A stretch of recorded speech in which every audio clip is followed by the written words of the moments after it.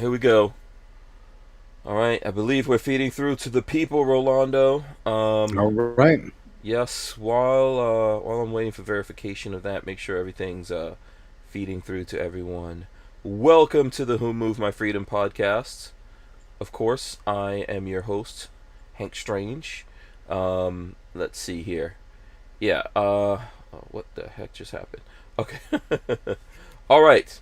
It's Wednesday. It's Wednesday. Listen, let me start off this way. Let me remind you guys to go to hankstrange.com, sign up for the email list, look around. Lola's got Lola's deals on there. She's always sharing deals that she spends a lot of time finding and sharing that with you guys. You can also sign up for U.S. Law Shield. This is the Florida gun law book here since Puerto Rican Pistolero, myself. Let me see if I can get that. Puerto Rican Pistolero and myself are hmm here in Florida. Lola and I are members of U.S. Law Shield.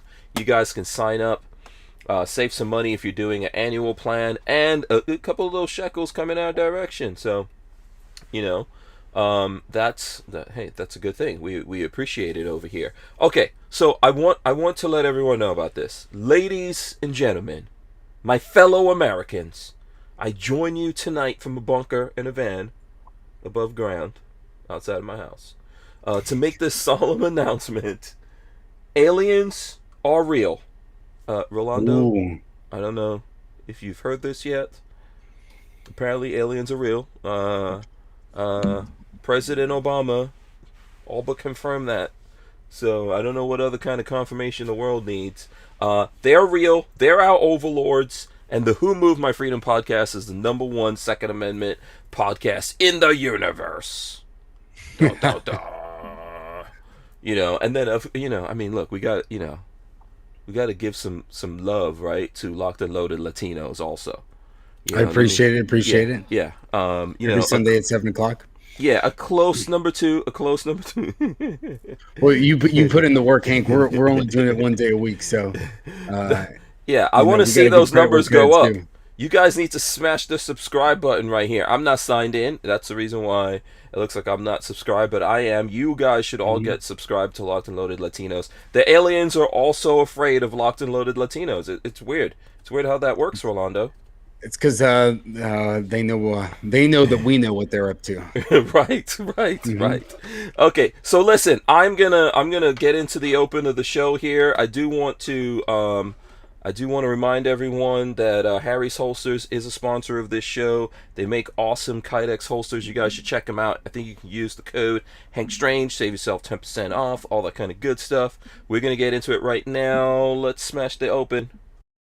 Welcome back to the Hank All right, Strange guys, make situation. sure you hit that subscribe Lifestyles of button, the locked smash and those loaded. thumbs ups, ring the bell, ding a ling a ling. Where's my? Hold on, I thought I had a bell. Oh, here we go, here we go. Ring the bell. Yeah. so you can be Nice. notified. I know that's like, I gotta get a better bell than that. I gotta get a better bell. So you guys can be notified when we go live. It's just me and you right now, Rolando. Let's get the jazz hands going. There we go, jazz hands. Jazz hands. I hope you guys have your big girl panties on tonight. This is episode 769 of the Who Moved My Freedom podcast. My guests are Rolando, the Puerto Rican Pistolero. What's up? How's it going, Hank? Always a pleasure Good. to be here. Yes, always a pleasure to have you here. The one person, see, I'll give you this. I'll give you this. We're number one according to the alien overlords, but you got the sexiest voice, man. I'll give you that. Oh, Yeah. thank you, thank you. I Oh, appreciate it. yeah. There I you know go. that my wife, Latina Locked and Loaded, Johanna, for everybody out there, Hmm. told me that the first time that we spoke on the phone, she was like, "Oh yeah, I think." It was over. She's like, "I think this is going to move in a good direction." Oh, She's like, "This bodes well." have you So been far, so using? good. Have you been using your? Have you been using that voice for evil? Is that? Yeah. No, it's funny. I always tell this story that Uh-huh. in middle school there was this other dude. His name was Andrew, and he had like a very deep, gravelly voice like mine. Hmm. And if we just kind of like speak normally, it becomes like Hmm. really monotone and it gets really low, and you don't have to make any effort. But Hmm. most people can't hear you when you speak this way, and it Hmm. has no inflection. Mm-hmm. So he and I would like speak in opposite sides of the classroom, and our English teacher would go nuts because all she would hear is like the reverberation, and she wouldn't know which one of us it is because it's so deep. Yeah. That it doesn't matter. It doesn't matter which one of us was speaking. So that was pretty funny. But I guess that's the extent of the evil that I've used it for. Everyone's got to have superpowers, man. You know, you got to use it. By the way, we should be having Javier of HTX Tactical.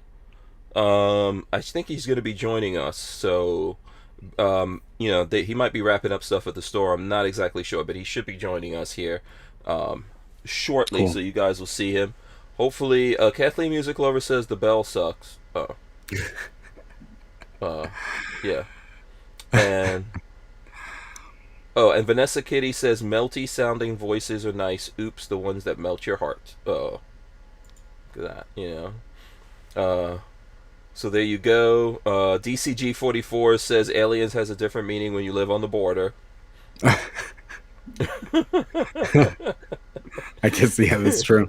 I guess. You know, but yeah, I mean, how long do you think it's going to be before they just fess up? Well, it's weird because obviously I think that there are aliens out there and everything like that, but I feel like the timing on all this seems a little bit convenient. So either they're trying to prepare us for what's going on, or it's a smoke screen and there's other things that they don't want to admit to. Yeah. So they're like, hey, everything is falling apart all around you, but hey, there's aliens out there, so check that out. That's pretty cool. Don't pay attention to the inflation or the economy or anything like that. So yeah, that's a good point. And I think I heard that. By the way, Richard Munder says, I like the hat, Puerto Rican Pistolero. Oh, well, thank you. Yeah, you want to show off the hat. Let's see. Let's get it. Make taxation theft again. Bye-bye. Yes. Get from thebestpoliticalhats.com. Oh, okay. Yeah, I think a lot of that distraction is being used. For example, I was looking at something, I think maybe, let's say like Fox or something like that, where they were talking about all these activist corporations, right, that are jumping on all kinds of bandwagons. And why are they jumping on the bandwagons? Because they're trying to distract from the crap that they have going on. Yeah. And a lot of them, I mean, it's, there's consequences to the way that, my generation came up. I'm 34 right now, so millennials are slightly older than me, and then down to, I guess, late 20s or mid 20s right now. And so that's kind of the core of all the people that are going into the workforce or that are starting to get positions of power right now, and they're having a lot of influence. And they're taking over these corporations, or they're having a lot of influence in these corporations. I mean, obviously Zuckerberg is a millennial. He controls Facebook. You've got Dorsey with Twitter, even though he's not like a majority owner, he's basically the puppet or the face of Twitter. So, there are already millennials that are in positions of power that are having a lot of influence on the culture. And, I think that this is just the inevitability of the chickens coming home to roost. And I've heard a lot of people say different things. Like, you're starting to see, it's pretty scary how the wokeness is embedding everywhere. I don't know if you've talked about like the Army commercials or the CIA commercials. I haven't seen them. You've seen them? No. Yeah. Where are these things? You can probably look them up, like woke CIA commercial and things like that. But it goes. What are they down showing? To... What are they showing in these? Well, okay, so the CIA commercial basically talks about a woman, and she's Hispanic. There's nothing wrong with that. But they emphasize her race almost over everything, and then they talk about how she's diagnosed with like anxiety disorder and all this stuff. And all these things, I'm like, this isn't building confidence in the CIA for me. So they're trying to say the CIA is this warm and fuzzy, inclusive place. Wait, so the CIA wants Latino women that are insecure, anxiety disorder. What does that mean? Yeah, and then who is the CIA going after? Well, who are they trying to infiltrate? If that's what they're. Well, here's the thing. I don't know. I've heard two different points. Somebody brought up the first point is, okay, they're just trying to. They've been infiltrated by like the progressives, or they're down with the wokeness, and this is going to be the way that they're just an instrument of the government. So they're going to push the propaganda, the CIA. That's what they do. The other point that somebody brought is is it possible, because the Army has a commercial where it starts animated, which is really weird, and you don't know it's an Army commercial. You think it's like some kids commercial or like some inspirational, like it's a girl and talking about her life, and then all of a sudden it goes like, well, her mom married like another woman, and it was like, okay, this is weird. I thought it was for a college, to be honest with you. And then all of a sudden it's like, oh, and then that inspired me to give me the strength to join the U.S. Army. And I was like, what is it? What? I don't understand. And then it was just so crazy. And it's like, either they're pushing this, and those institutions that we thought were, well, the CIA you could never trust, but the military was kind of an institution that at least conservatives or constitutionalists always believed in. It was kind of like the last institution.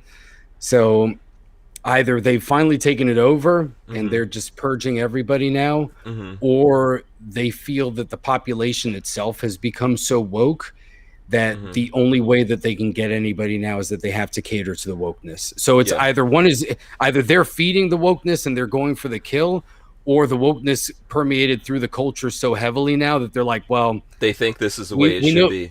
Yeah, well, they're like, the conservative people know they don't trust the government anymore, so they're not going to join these things anymore. So who's left? It's all these woke kids. So I mean, what are we going to do? We can't show them the masculine stuff like, we're going to go out and you're going to fly jets and use tanks and go overseas and fight for freedom, or you're going to infiltrate our enemies, you know, and infiltrate the Chinese and take over and all this stuff. No, now they have to cater to wokeness, because they know that those people traditionally, they'll be like, ew, I don't believe in violence. I don't do all that stuff. Yeah. So it could be one or the other. And I actually didn't think about the second one, that maybe the culture is so gone that they're like, well, now we have to cater to these people, because we know that the conservatives don't believe in us anymore. So who's going to join? It's going to be these people. So we might as well just get with the program and cater to them. So, or like I said, they want everybody to be woke, and then they can take over that way. Yeah, so let's encourage everyone out there. Show your unwokeness by smashing the thumbs ups, you know, to indicate to us that you are unwoke. This is Wednesday, night of the living unwoke. Yeah, we should make that. We should make that a thing. Unwoke Wednesdays. How about that? Unwoke Wednesdays. Let me text that to Lola. Yeah, Kathleen says in the chat, she's like, woke people act like they belong in a cult. And that's another thing that's true. I think it's kind of become, wokeism has become like a secular religion. So religion is like slowly died in this country, you know, whether you want to believe it, you know, whatever you believe or not, whether it's religion or like a standard moral code or a fiber that kind of a moral contract that kind of, you know, we share as a culture, that's kind of died off. So there's a vacuum for that, and wokeness is kind of picked up on that. And you can see how they are. They all, you know, when you see the protests and things like that, or people like Antifa going out there and causing issues, they always have their chants. So that's almost like, you know, when you go to church and you have like a holy hymn or something like that. So they have their chants, they have their go-to things. They have original sin, which is racism, and that's irredeemable. So you always have to go to that. That's the original sin that you always must repent for, and that the U.S. can never get past. And if you don't stand for that, they basically excommunicate you from society. So they'll cancel you. They'll basically call you a heretic, you know, so you'll be called a racist and all that stuff. So it's pretty close to like a cult. I would say it's almost a religion at this point, because it's getting it's institutionalized. So a cult is usually like a fringe thing. It's like a few thousand people over here, a few hundred, and it's not that organized, or it's just its own thing. A religion is an institution. You know, it's like accepted. So I think this is becoming an institution, or at least it's attempting to take over the institutions and supplant them. But I mean, I've been seeing a lot more pushback lately. So, you know, I don't know. Have you seen it? I saw Disney lost a lot of money lately. Or I think there was, I think there is pushback, and I think companies are losing money and going through things. I think like Nike, all these companies are going through things. What I was going to say is I think a lot of this is because of who the advertising companies are, right? Yeah. So the people running the advertising companies, this is pretty much how they think. And so when they get their hands on this money, this is the direction that they go in. Because who is the CIA really recruiting? Who's the CIA working against? How is it going to benefit the CIA to have like someone who's nervous or whatever it is working over there at the CIA. Maybe, maybe the whole mission statement there is to. I think at the end of the day, that's just thinking too deep. I think the fact of the matter is the people that are behind the advertising agencies this is how these people think. And that's ultimately what we have to work with. Now, of course, CIA, the Army, whoever's hiring them, they're somehow supposed to be in charge of these marketing plans, and they're going along with it. It obviously indicates to you where they're at, and we should all be worried when the Army and when the CIA and other organizations like that are getting political in what they're doing. It's more worrying to me than when it's usually a bad sign. Yeah, when corporations are doing it, it's all bullshit. No one really believes the corporations, but when they don't CIA have is loyalty. doing it, If the money dries up, the corporations will become conservative all of a sudden if that's where the money's at. So, and they don't care about regulations because they know that with regulation comes protection for their monopoly. So basically, it's like if you play a game with the state, we'll make regulations. Yeah, you might pay more taxes, even though these guys never really pay taxes. It's all a lie. But they're like, well, you might pay more taxes, but essentially you're going to make sure that there are regulations that small companies that want to start up have no chance of breaking through. So that's worth paying some tax money because we're basically paying to eliminate competition. So I can live with that. That's protection money from the government. So the government's like a mafia, and they're like, okay, we'll shake down the little guys. You guys work with us. We work with you. Hey, it's all good. Yeah, well, definitely you politicians are working like a mafia. Let me get this out from Flying Rich. You gave us some money. Money. He wants to know if Rolando says, is Rolando going to IV 8888? So that's happening this weekend. Not this year. I didn't know how to get in on the cool kids list. So Hank will tell me next year. So it's too short for us to go this time. But especially since we got Katie's thing next week. So yeah. Absolutely, understood. I mean, ultimately, we can't go to everywhere. You know what I'm saying? I feel that way. Like, I can't go to everywhere and do everything inside of our particular world. I definitely can't do it. There's so many different things. You have to take time off. Like, for you guys as a husband and wife, you realize that you have to have the time off. Your wife has to have the time off. Same thing goes for me and Lola. Otherwise, I'm rolling by myself. Yep. But what I was going to say, though, in regards to the IV 8888 thing, maybe one of the misconceptions out there about the range day, the Iraq Veteran Range Day, is that you have to, that it's like maybe people think it's like an elite thing and blah, blah, blah. It really isn't. I mean, if Flying Rich is going there, then it's not for the elites. It's like, no offense, Rich. You know what I mean? So the thing is that the IV-88 crew really do have that open to folks out there who are in the gun community and doing social media. That's really what it's intended for. So I don't think it would be difficult for you to get in. If I knew that you guys were interested, like like we're talking about here, I would definitely do something to make an intro or whatever. I think there's even like a Facebook group or something, and all you really have to do is just talk to Brandy and say, hey, this is what I do, and that's what it is. So I would say, just as long as you're not like doing a social media thing so you could go to that event, if you're actually out there doing stuff, these guys are pretty open and happy to have you there. I mean, like, cool. Flying Rich is the poster child. If they let Flying Rich's crazy ass into that event, I mean, it's a low bar for entry, let's put it that way. Oh, poor Rich. Yeah, he says, what? There you go. That's funny.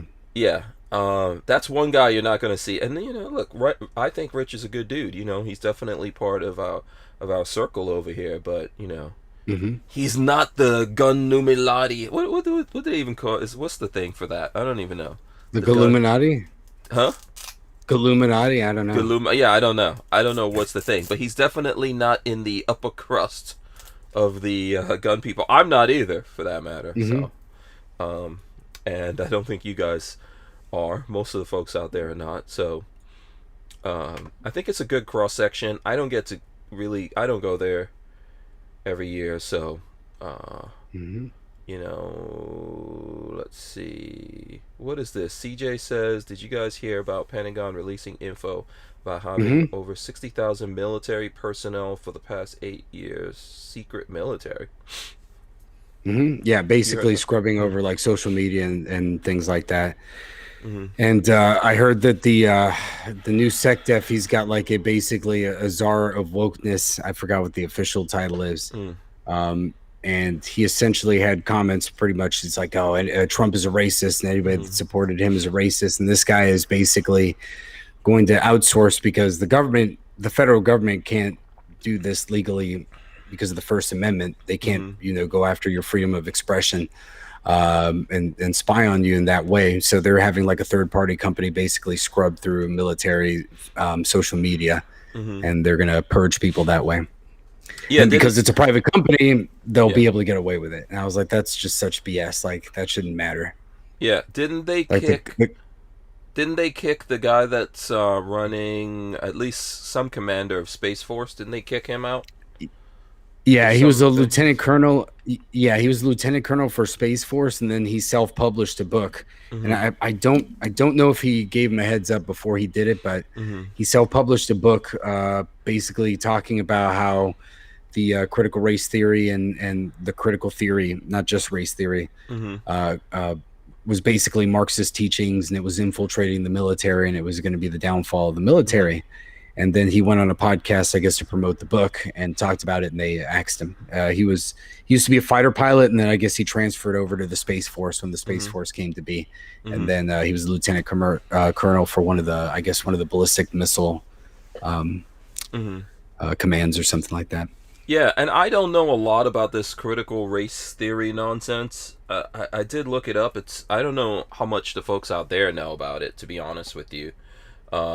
This is some kind of like new thing that people have been out there pushing, right? Mm-hmm. And it's almost like let's see if we can pull. And this is from Google that I'm pulling this up for anyone out Yeah, there. so be careful with that.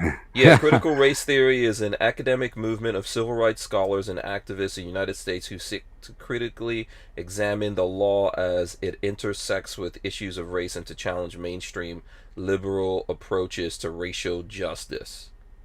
Mm-hmm.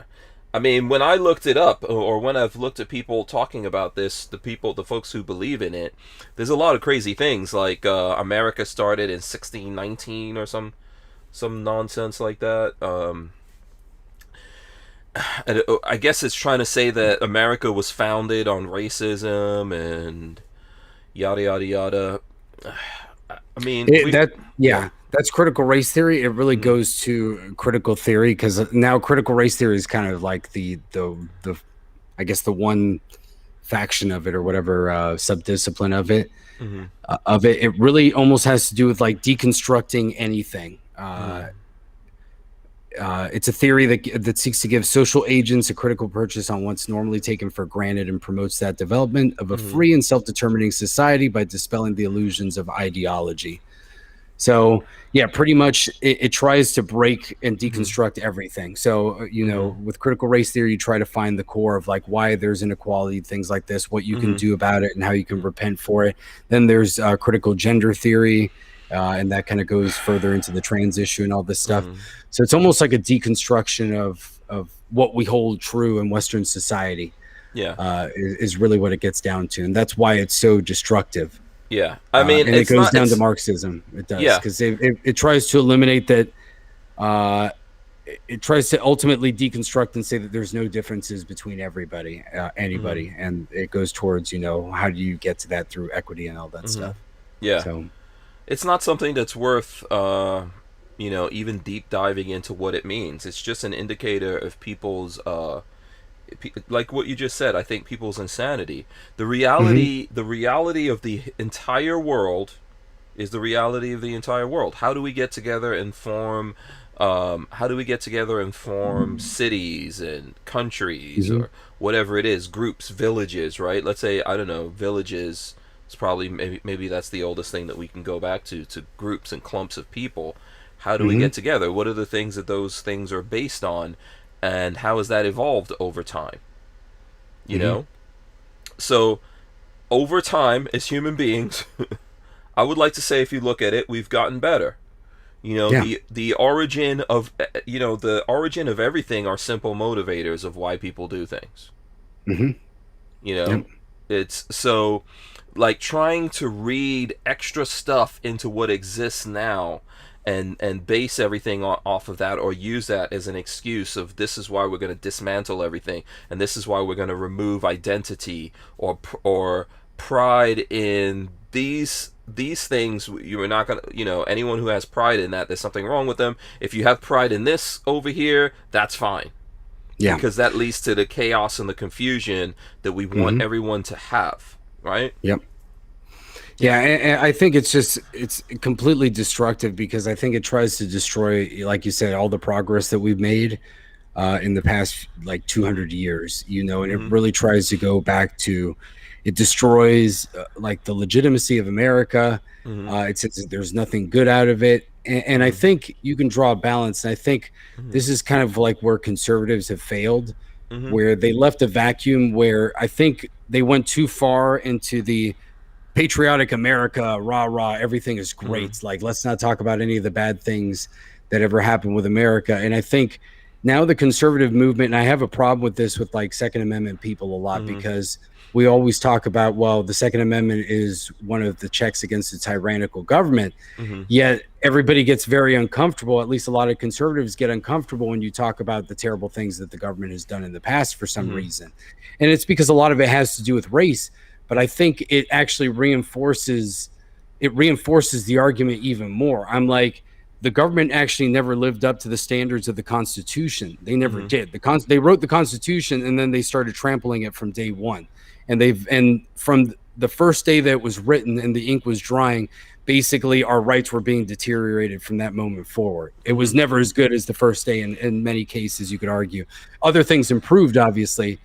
Slavery obviously was an improvement, but the Bill of Rights and those things kind of like got deteriorated. And obviously we have things like the 13th Amendment, which still has like a slavery clause in it. Mm-hmm. So you have to acknowledge those things because that's how you learn. And I think conservatives sometimes bury their head in the sand. They're like, if we say anything bad about America, then the left is going to like use it against us. I was like, no, you use it against them because they believe in more government power. So you have to talk about slavery. You have to talk about when the U.S. Army killed Native Americans. You have to talk about all those things. You have to talk about Black Wall Street. You have to talk about the MOVE bombing. You got to talk about Waco. You got to talk about all that stuff. That was the government doing bad things against civilians and citizens of this country. And it only reinforces that this is why we need the Second Amendment. This is why we need to fight for these rights. This is what it means to go towards a more perfect union, because it wasn't perfect to begin with, but we've gotten better.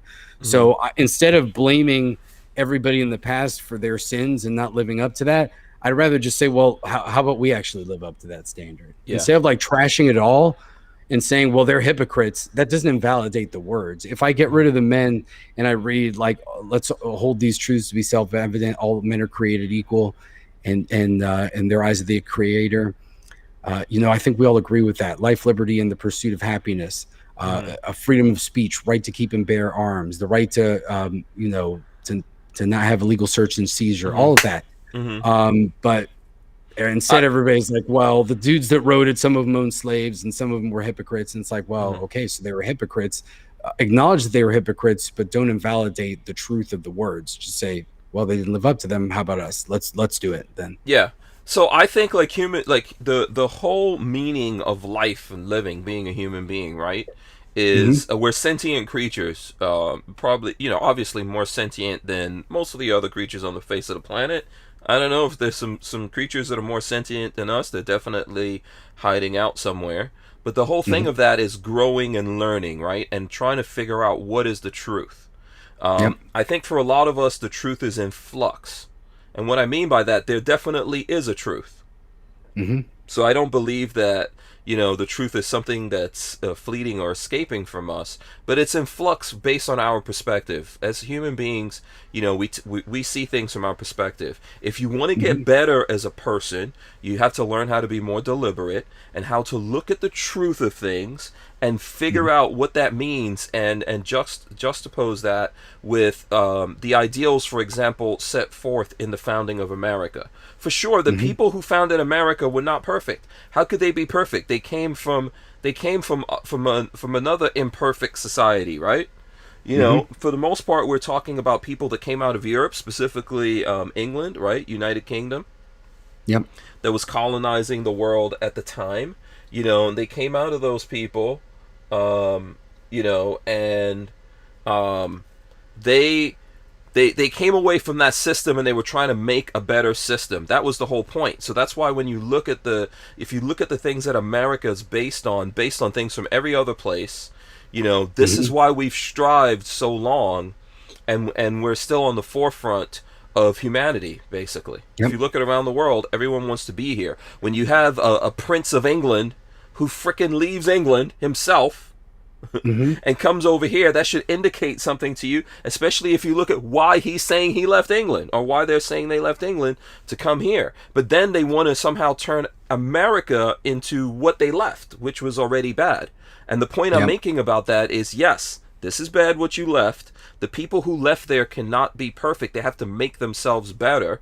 Okay? And the attempt of making themselves better is the things that are laid out for us as Americans, that's what we have to look at. If you look at history and you look at it, if you look at it accurately, without without all the prejudices that we may want to have, you'll just look at the facts of it. There's good things, there's bad things. Oh, by the way, Javier is joining us here. Javier, sorry, we're right in the middle of something.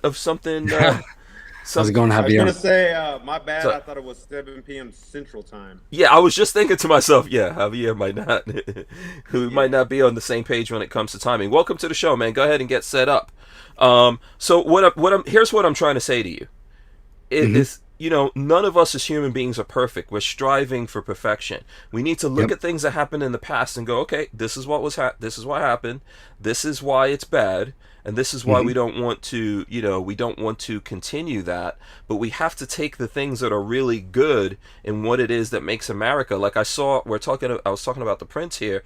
That same Prince is saying that, he doesn't like the idea of freedom of speech in America.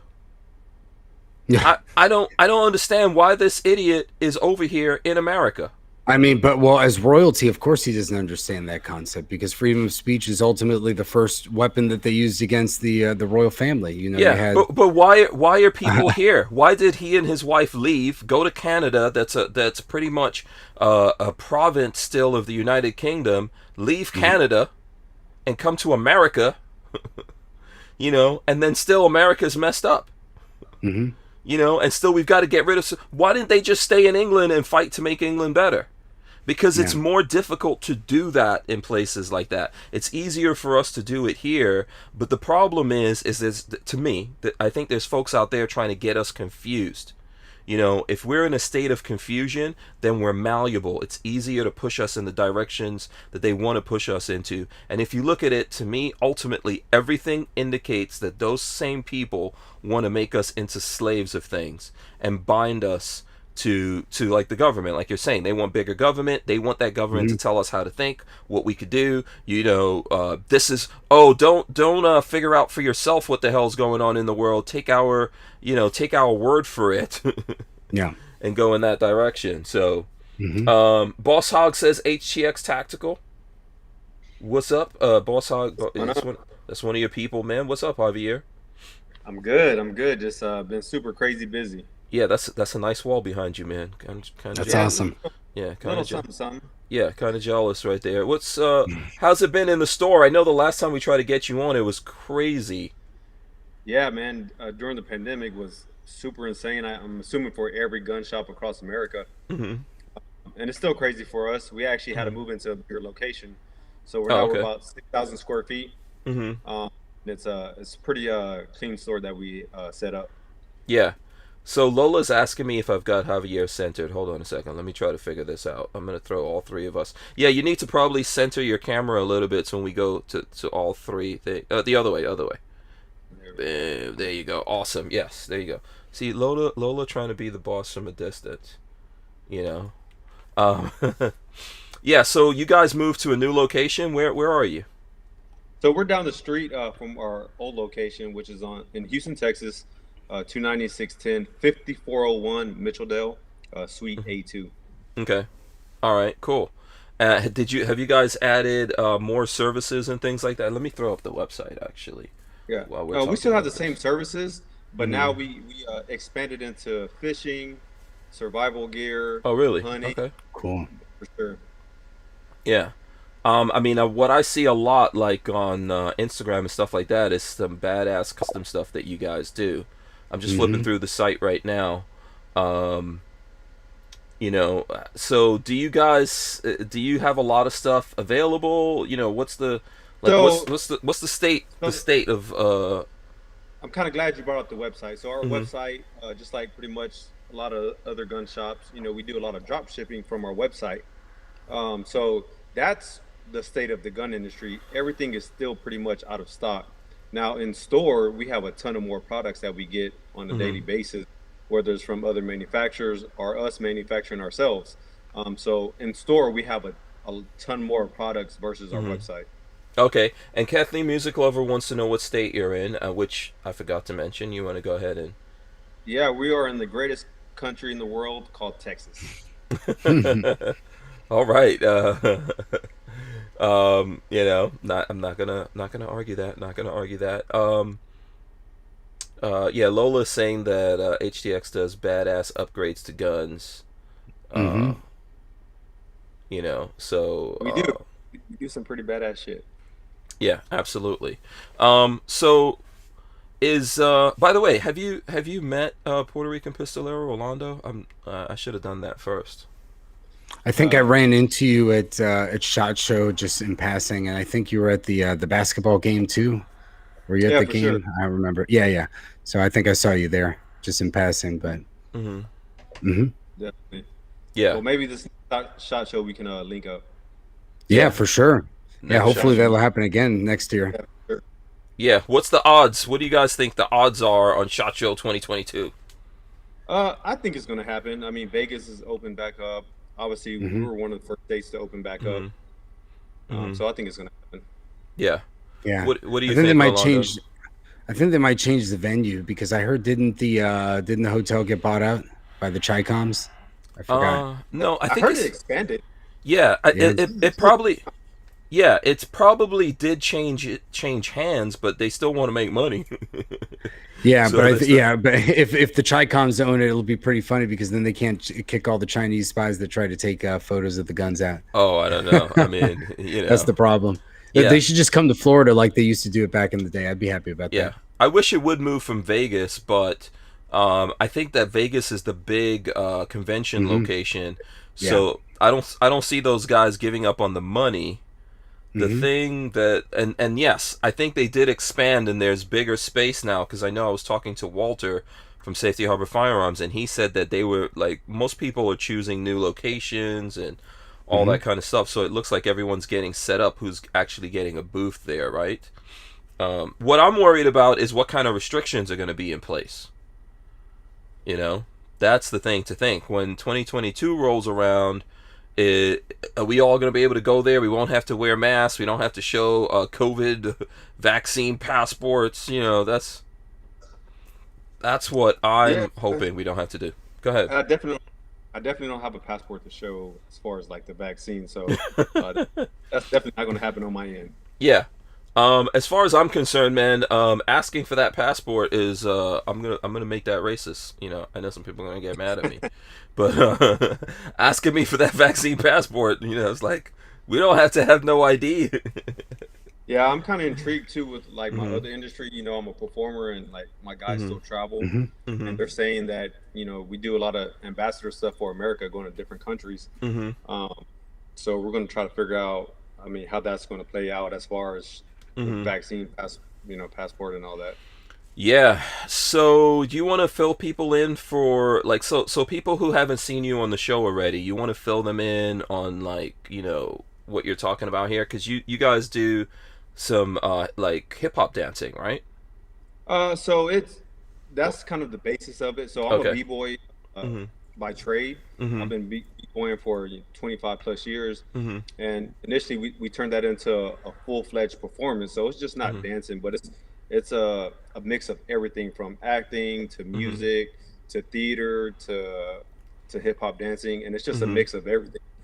And then so we have different shows that we do. One is like an evening theater show where you go to your big theater downtown and go watch a performance, whether it's like a ballet or musical or whatnot. Mhm. So we have that show. We do outreach shows into all the schools across the nation, and then we're Mhm. also cultural ambassadors for America.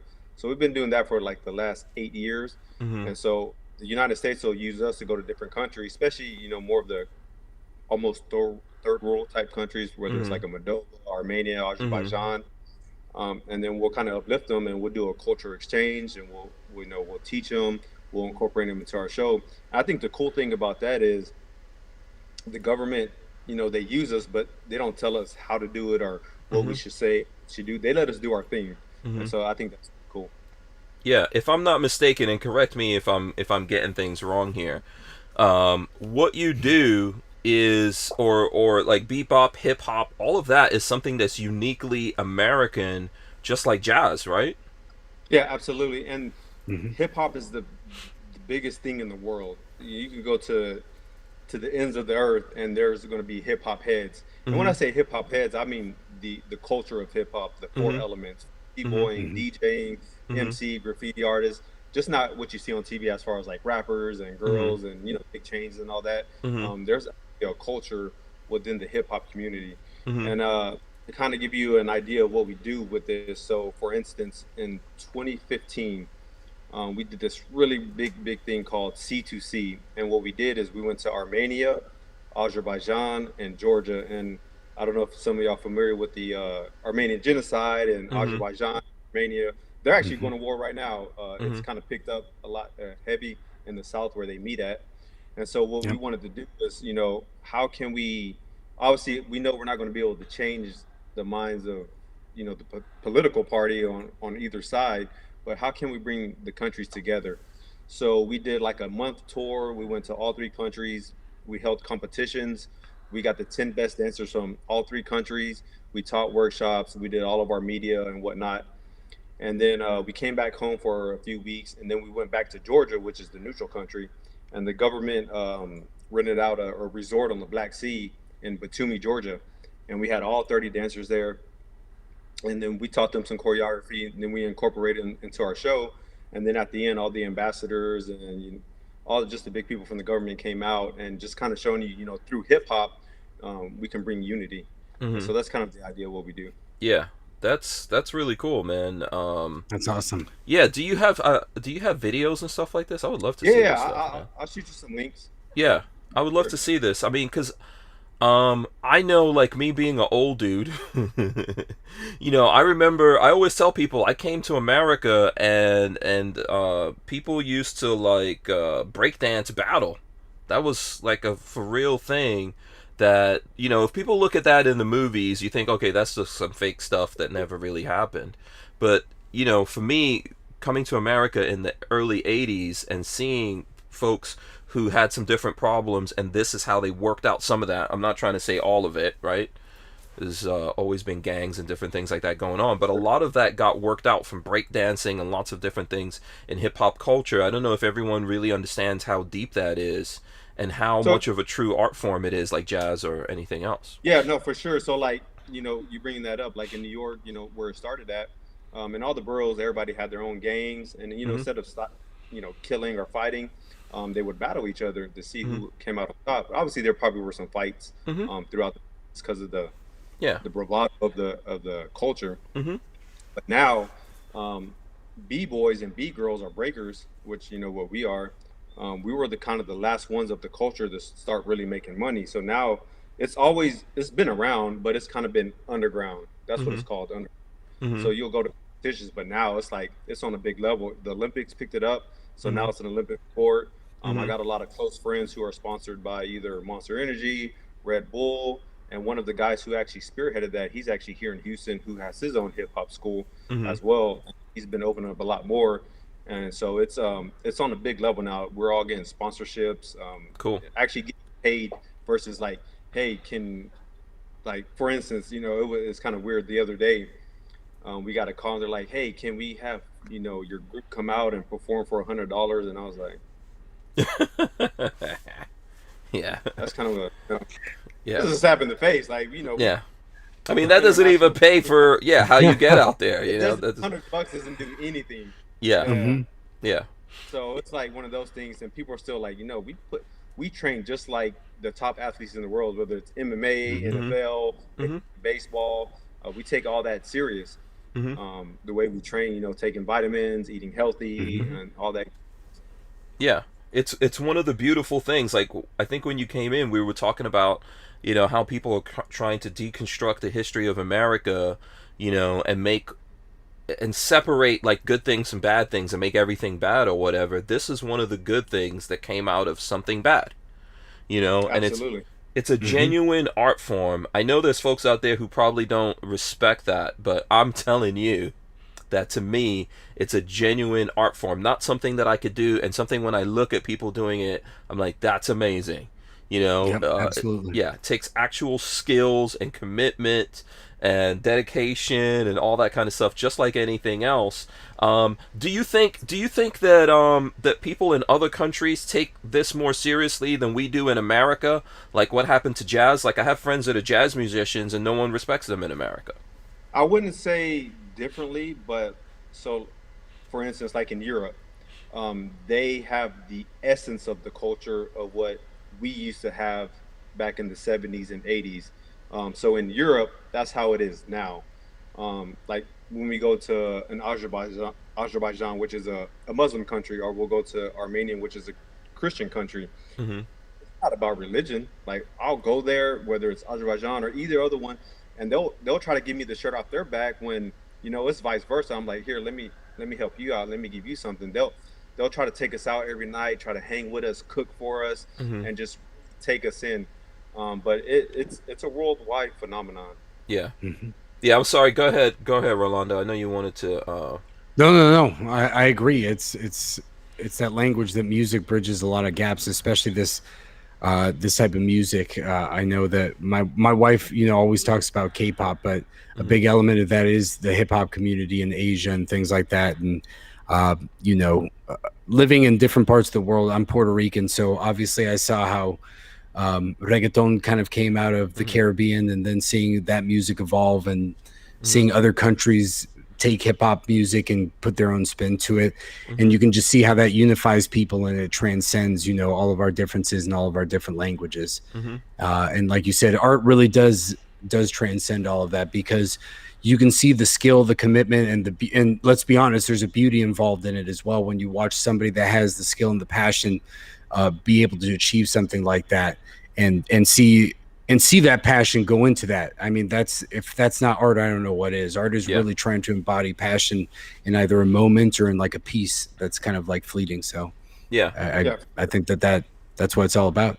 Yeah. even when If. I was out there, like in Mhm. Eastern Europe, when we did some of the TV shows out there, there's still a lot of like Russia influence, and so like some of the guys hosting the show, they'll start try to bring up like America versus Russia as far as like the political side, and obviously we'll hit them with a different answer, and I tell them all the time, no matter where we go, if politics and religion could take anything from hip hop, it should be unity, because it doesn't matter your culture, your ethnicity, where you're from, if you're rich or you're poor.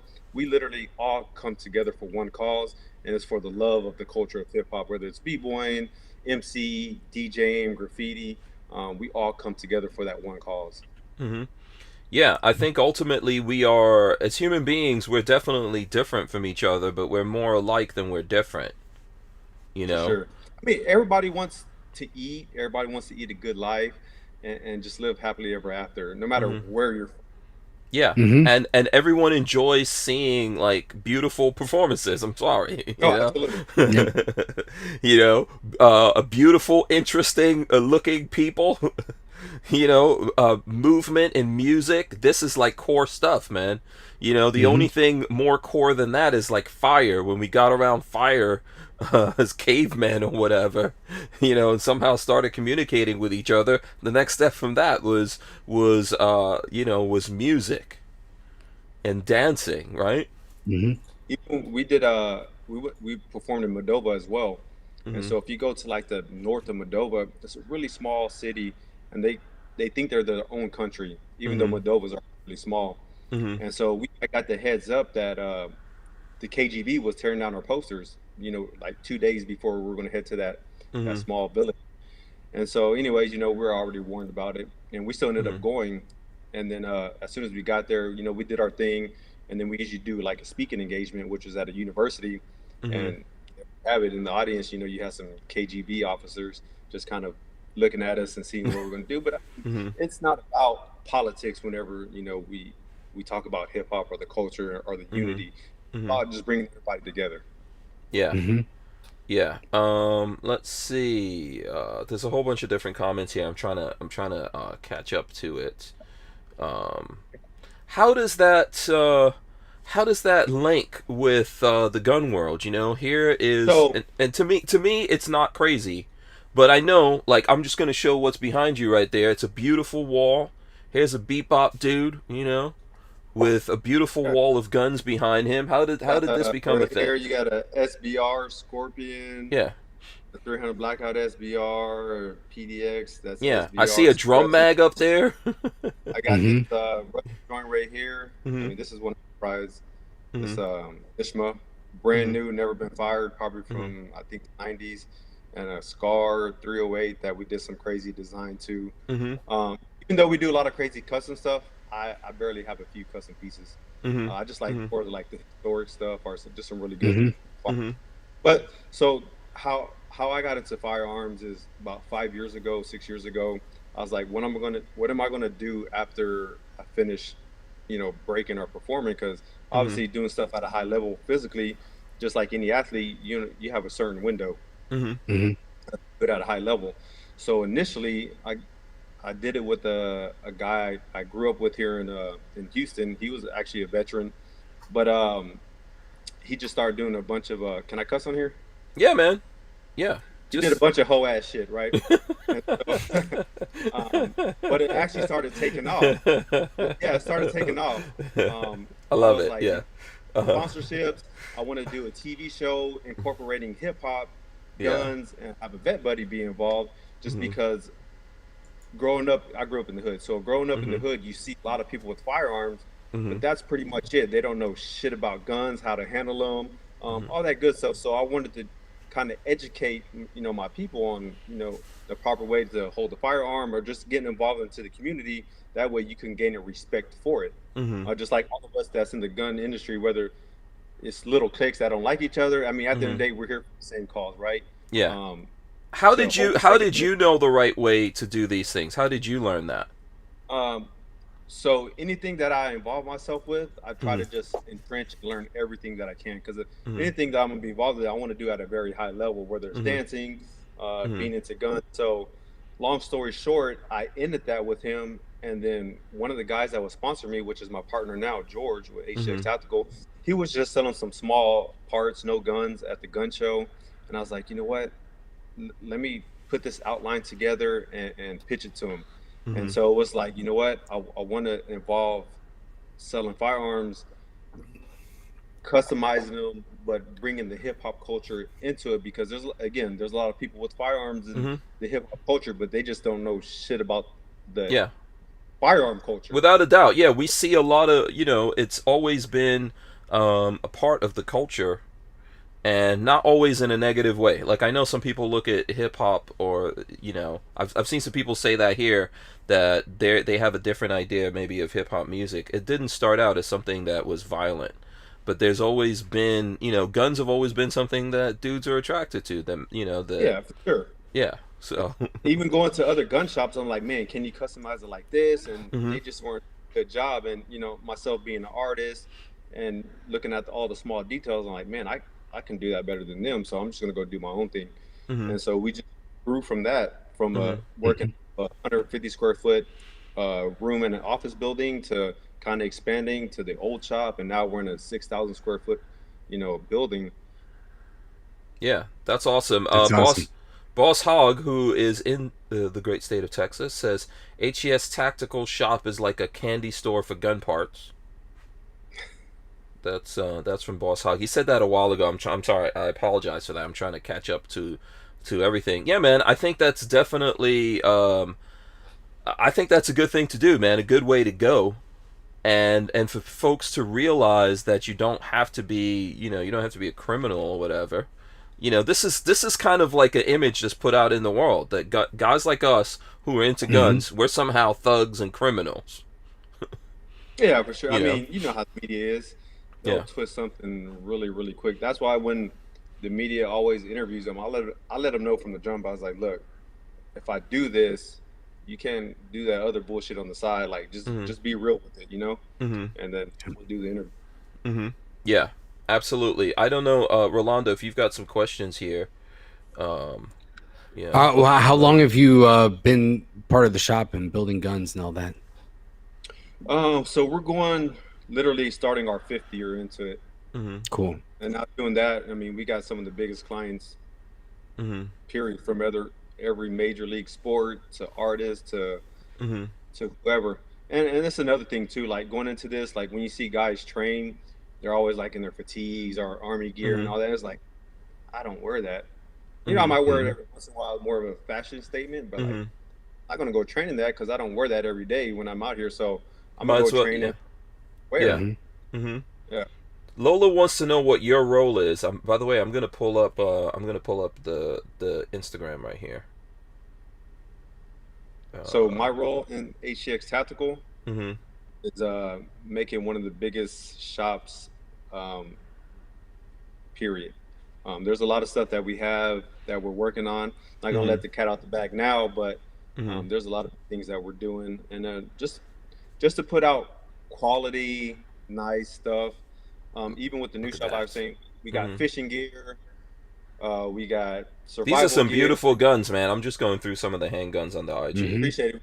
Yeah, Yeah. survival gear, parts and accessory, and it's more of a cool survival shop in a sense, because in Houston we get a lot of hurricanes, and we just those are our new blankets, our throw blankets. That Oh wait, right here with the we got I the see. HTX Galaxy, and then we got our logo, the Recon logo, the tactical astronaut, and I came up with that just because Houston, we're kind of known for NASA, Yep. and I was like, how can we make it a Houston thing? So tactical astronaut. Yeah, those Space Force guys should get up on that, man. Yeah. Just to be clear, we were doing this way before Space Force was a thing, as far as like Right, exactly. Yeah. Yeah. And I see you post some memes here. Like I'm looking at the video of these guys shooting without Air Pro.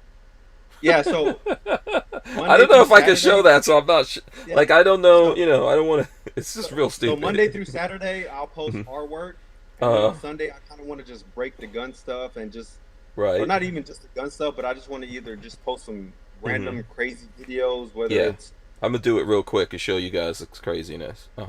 yeah, that's that's out of pocket right there. Yeah. You know what's crazy? Okay. Obviously those guys are jokers. Yeah, for sure. But like I have a friend of mine who was in the Marines, and he showed me video of him shooting one day, and I was like, "Yo, you don't even have on Air Pro? What's going on in this, man? Don't show people this video." Instagram will eat your ass alive if you break some rules. Right. I'm sure we all been there. I've been there one time. I'm shooting outdoor range. I'm like, oh shit, Right. forgot my Air Pro.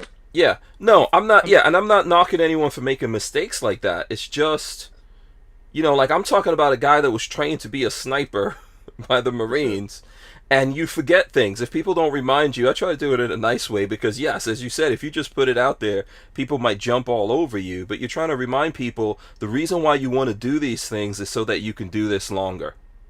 For sure. Yeah. So that I mean, but that was some funny stuff there. I like that golden like dictator revolver that you have on here too. Look at this. Ugh. Yeah, Yeah. a really big artist bought that one. Oh yeah. Very Yeah, nice. Yeah.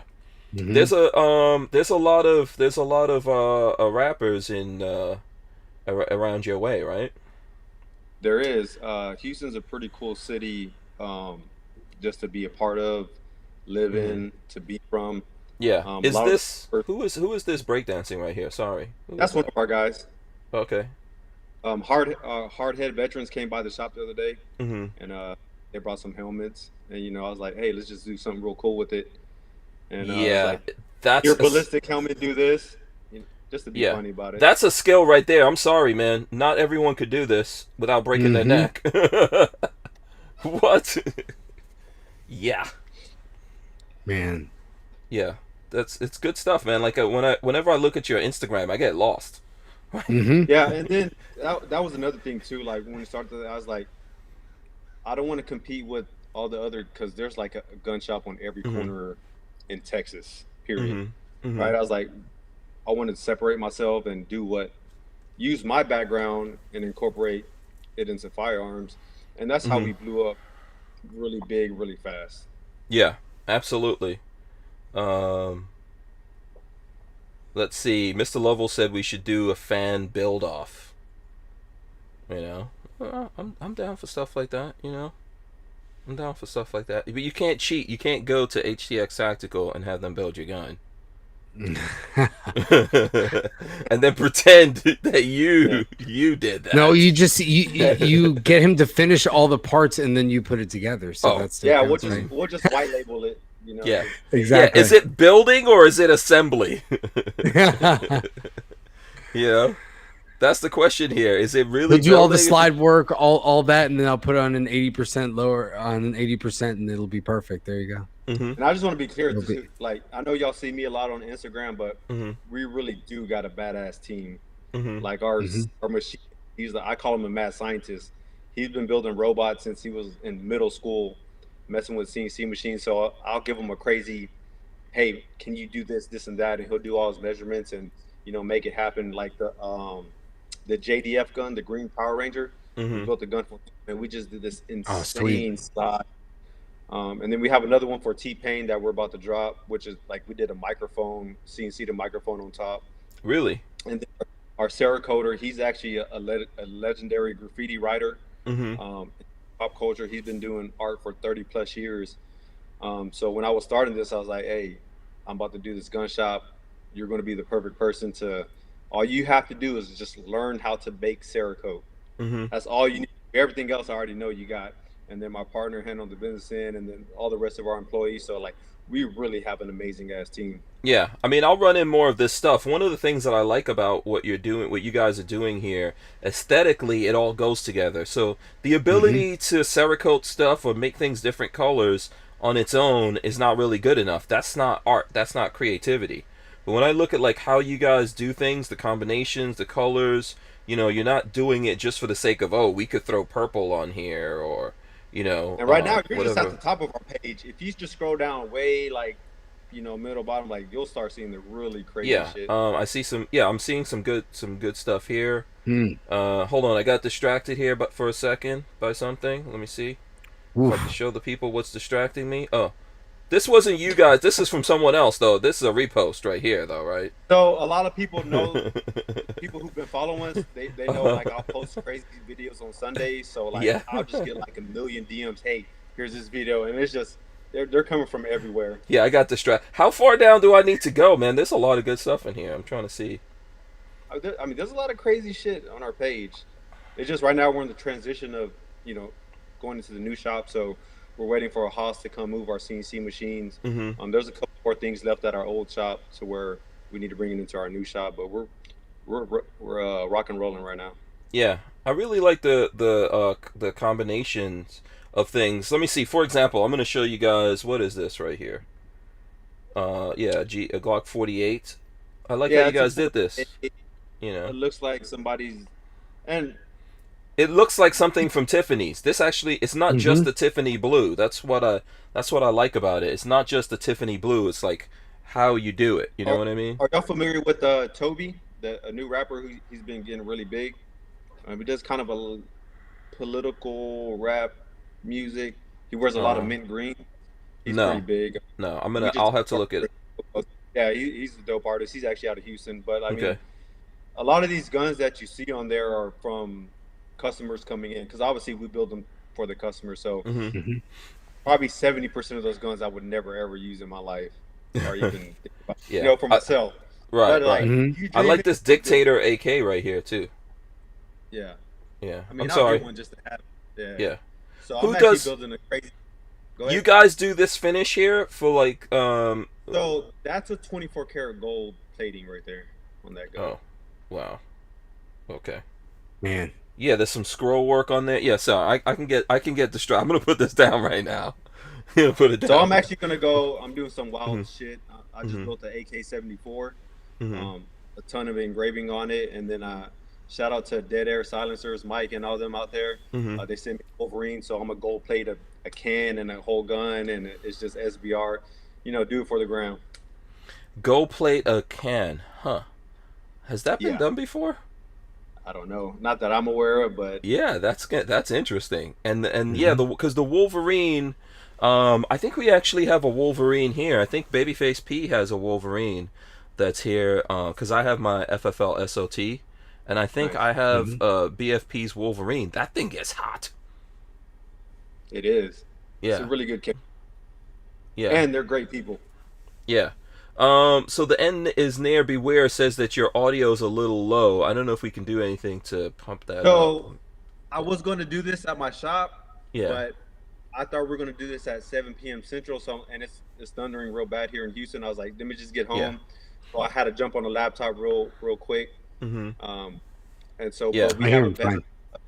yeah, we yeah, have a better setup at our shop. We have a yeah, mic and everything else. So sorry yeah. about that. Yeah, absolutely. I know I'm hearing you, but yeah, I just want to acknowledge that maybe some folks out there are having some issues. You got to talk. You got to talk louder, maybe. You know. Um, let's see here. Yeah, man. If I keep looking at that Instagram, you guys are putting some good stuff out there, which Hmm. you know is awesome. How many? And I don't know. If folks have questions about this, let us know so we can get your perspective. I'd like to know. Dealing with a lot of people in the hip hop community, how many people do you think you're winning over to realizing how important the Second Amendment is? Because I know a lot of this stuff gets political, but I Hmm. think really the Second Amendment should not be political. Are you seeing folks out there who are realizing that it's an important thing? Yes, a Mm-hmm. lot of them, but it's it's a weird situation, right? So Mm-hmm. not a lot. Well, it's kind of hard to narrow down how many people, but people from the hip hop culture or even more of the hood, they don't Mm-hmm. understand politics, like Mm-hmm. how deep it gets and how it works, right? Mm-hmm. It's only by what they see on social media, the news, Mm-hmm. any type of media, and that influence people. Like, I mean, Mm-hmm. you just saw this last election, how that Mm-hmm. shit show, right? Yeah. Hmm. And Yeah. so they want their rights, but they don't know how to do it per se, right? Yeah. And so we'll try to put all the information out as much as we can when we can. But at the end of the day, those people have to go out and do their own research to really understand it. Mm-hmm. I've been very fortunate to be able to travel the world, understand different cultures, and be involved with a lot of things. So, I Mm-hmm. get it from that standpoint. But what we like to say to people from the hood, right, is leave your block, go experience something, you know, go to the other side of the city. Once you do that, go to a different town. Now travel to another state, then go travel to another country because Mm-hmm. travel is going to be some of the best experience that you can get in life and Mm-hmm. really get a Yep. better understanding. So I mean, it's a a lot of people like to use the word sheep, especially in the gun community, Mm-hmm. but it's a tough situation, especially whenever you're giving people who are struggling money like stimulus or food stamps, you keep giving people, they're just going to want to, keep taking it without actually going out and earning it or learning it. So it's a tough situation. Yeah, I think, you know, the one of the ways that we're all alike is that we're all afraid of being used by people, and we're also all used by everyone, right? I don't think anyone escapes from that. Black, white, you grew up poor, you grew up wealthy, you were born here in America, you came from outside of America. When you look at politicians, and I'm talking about Republicans, Democrats, everyone in between, or whatever combinations you have in there, everyone's using everyone. People make promises and then don't deliver on things. It happens to us as gun guys that Republicans or people who say they're conservatives or they believe in the Constitution, they make us promises, they don't deliver on that. It happens to folks on the other side, that people who say that they're liberals or Democrats, they make folks promises, they don't deliver on it either. True. Yeah, so I think when it comes to a lot of this, when it comes to the gun thing, when it comes to the Second Amendment, it's tough for people to understand and figure that out. Like, how do you separate from this? How do you know who's talking to you about this thing and whether they're for real? I think we saw something like that going on with, wasn't it like Ice Cube going through some stuff like that in the last elections? Yeah, I don't think he guess he was more behind Trump versus Biden. Yeah. Yeah, and I don't think he was with Trump. He was just saying correct. Trump is the only guy trying to talk to me, and you guys aren't even trying to talk to me. You're telling me wait. Yeah, I mean, Yeah. he says the craziest shit in the world, right? People saying crazy shit doesn't bother me. I heard crazy shit my whole life. Yeah. But it's about what's happening behind closed doors, or just look what's happening right now. With Biden in office. I mean, it's a fucking shit show right now in the world. But it's like that it's a tough situation when it comes to politics, right? Yeah. I don't care for either side. I think there's good points from both sides, and then they're fucked up from both sides.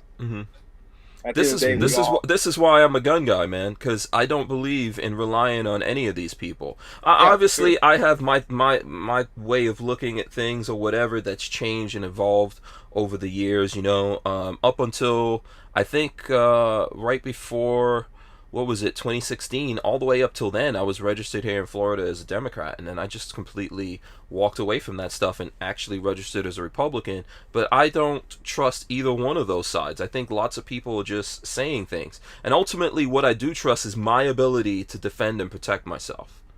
Absolutely. And I'm That's glad why you I'm said here. that brought me to a point. So how the hood and it's Democrat, and people who own businesses are smart are Republican. So for instance, like me growing up, from a child, I thought I was a Democrat just because they were giving us shit, right? This whole time. So it's always in your face. It's always in your face. So when it's in your face all the time, you're going to start to believe it. So as I got older, and then started businesses and traveling, I'm like, yeah, that's not all correct. So it's like, now, do I think I'm a Republican now just because now that I'm making a certain amount of money, I don't want you to take all my taxes or whatever, right? Right. So it's like, I think it comes down to you don't know what you don't know. And like I said, you've been all over the world. I was fortunate. I was a Navy brat. I was born in Puerto Rico. I lived in Japan, and then all over, different parts of the United States because of my dad's job. And that's one of the things that I learned. Like, I ran into people, obviously going to another country. In Japan, it's like 99% everyone there is Japanese. There's very few other races there and other minorities. So I was an extreme minority there. Then living in the South, I ran into people that never heard somebody speak Spanish, natively before. And I've seen all that. And it's like, well, you're asking me questions that nowadays a lot of people would be like, well, that's a stupid question, or like, how can they not know that? And it's like, well, dude, how do you don't know what you don't know. Like, there's a ton of people in the United States of any race that don't know Puerto Rico is part of the United States. Like, am I supposed to get angry at everybody when that happens and call them an idiot, or do I educate them instead? And I think that that's a problem that we're having in a lot of cases where we're confusing ignorance, genuine ignorance, or people just don't know because they haven't been exposed to things. And both sides, like obviously somebody that grows up in a middle class neighborhood that's relatively safe is not going to know what's going on in the hood, but somebody from the hood is not going to know the circumstances of somebody in the suburbs and why they might have their perspective on things. And it goes both ways. You got to draw a balance. And even people from different cities, you might be in a hood in one city. It doesn't mean that your hood is the same as another city. You've got different cultures and different groups and even different cities. So you might be on, like, economically, you might feel like you're on that level, but it's totally different culture. So people just need to be cognizant of that. And I think that's the biggest thing. And I felt like millennials kind of figured this out and then they blew it all up. We were really starting to figure it out really well.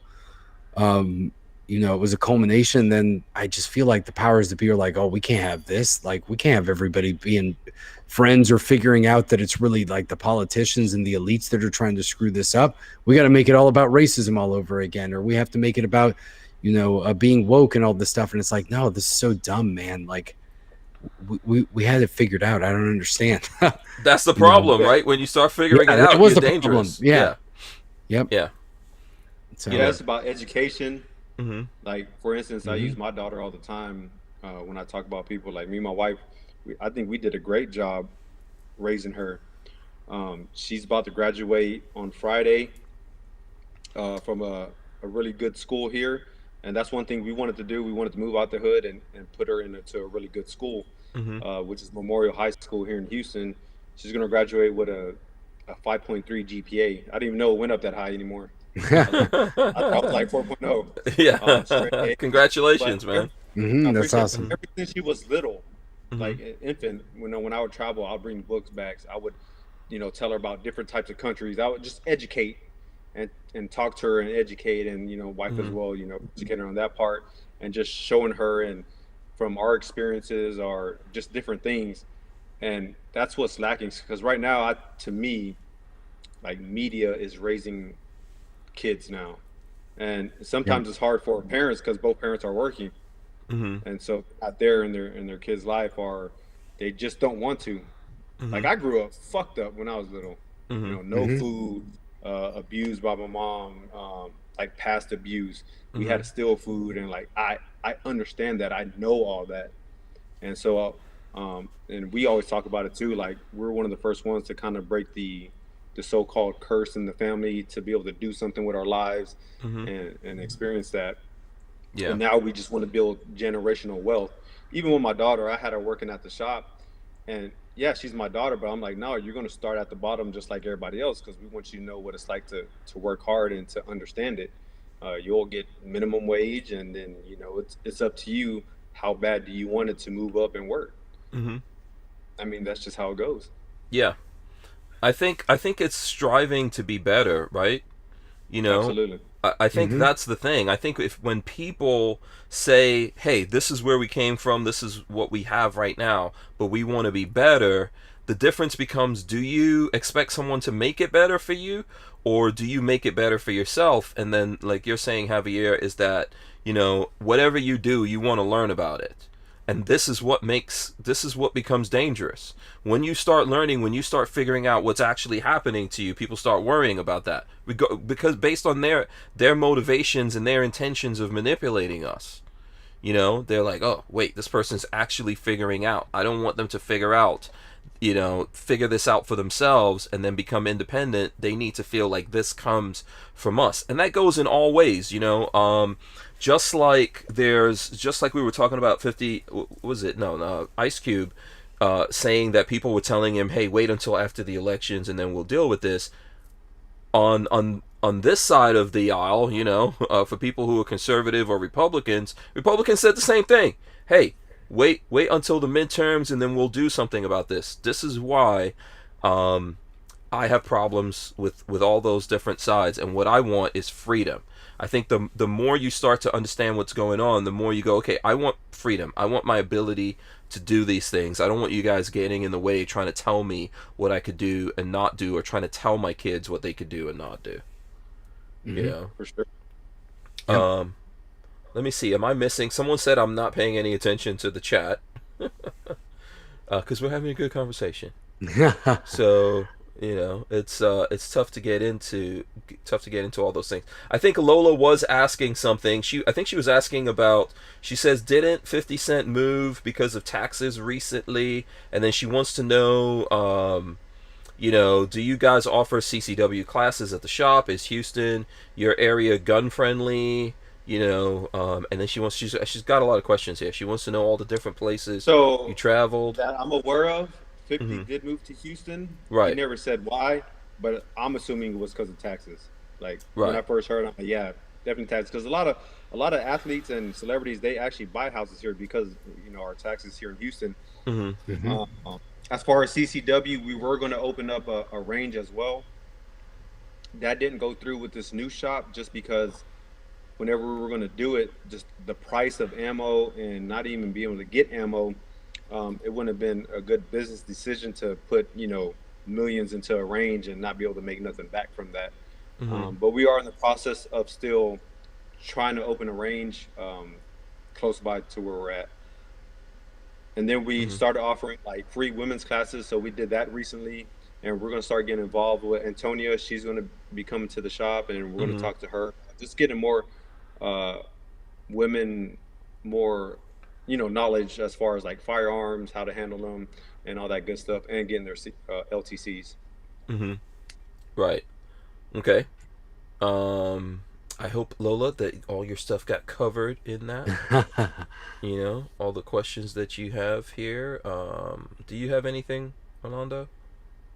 No. Yeah. No, so far. I'm trying to go through and make sure I'm keeping up with everyone. Go I ahead. Called Lola go ahead. At 6:30. I called Lola at 6:30. I'm like, is it 7 p.m. Central or Eastern? Lola puts all of this. She complains to me every single time. She's like, I put all of this in the email. No one reads it. I'm like, listen, Lola, I don't read it. I don't read it either. So, I mean, I'll go back to my text. It just said 7 p.m. So, right. My head. Yeah. Central time. Yeah, it's dudes. This is how we are mostly as men. I think about stuff when I have to. Oh, yeah. If my wife doesn't take care of my stuff, I'm like, damn, I was supposed to do that? Yeah. When I have to think about eating and it's all up to me, I'm like, oh, wait, everything has to shut down because I'm hungry right now. If I have to cook something, everything has to stop. You know what I mean? Like, I think about stuff right now, this is in front of me. That's when I'm thinking about it. I'm sure you're doing the same thing. So yeah, earlier I was like, what are we eating? And she's like, I just told you you're not listening. I'm like, what are we eating? Yeah. Firearm Fanatic says you need to go to laser training simulators. Have you thought about that kind of stuff? Have you looked into any of that for the store? I have. We talked to a couple laser simulation companies. I think it's a cool thing, especially an alternative if go out to a range or pay $2, $1 per round. Yeah. To shoot. Yeah. Cha-ching, cha-ching, cha-ching. So I mean, it's Do you guys see the ammo situation changing, or is it the same out there? It's still the same. It's crazy trying to get ammo right now. And then you got everybody hustling, going to these big box stores, buying up all the ammo and reselling them to shops like us and other shops around Houston. And so you're paying market price over retail price when you used to get them really cheap from distributors or manufacturers. So I hope it changes soon, but who knows? Yeah. I don't know. I keep hearing that it's changing. I don't know what Rolando's. I was finally able to get like some 9mm for like 49 cents a round the other day. Okay. And then I saw AK 7.62 by 39. I've been seeing steel case drop down to like 40 cents again when it was up to like 60.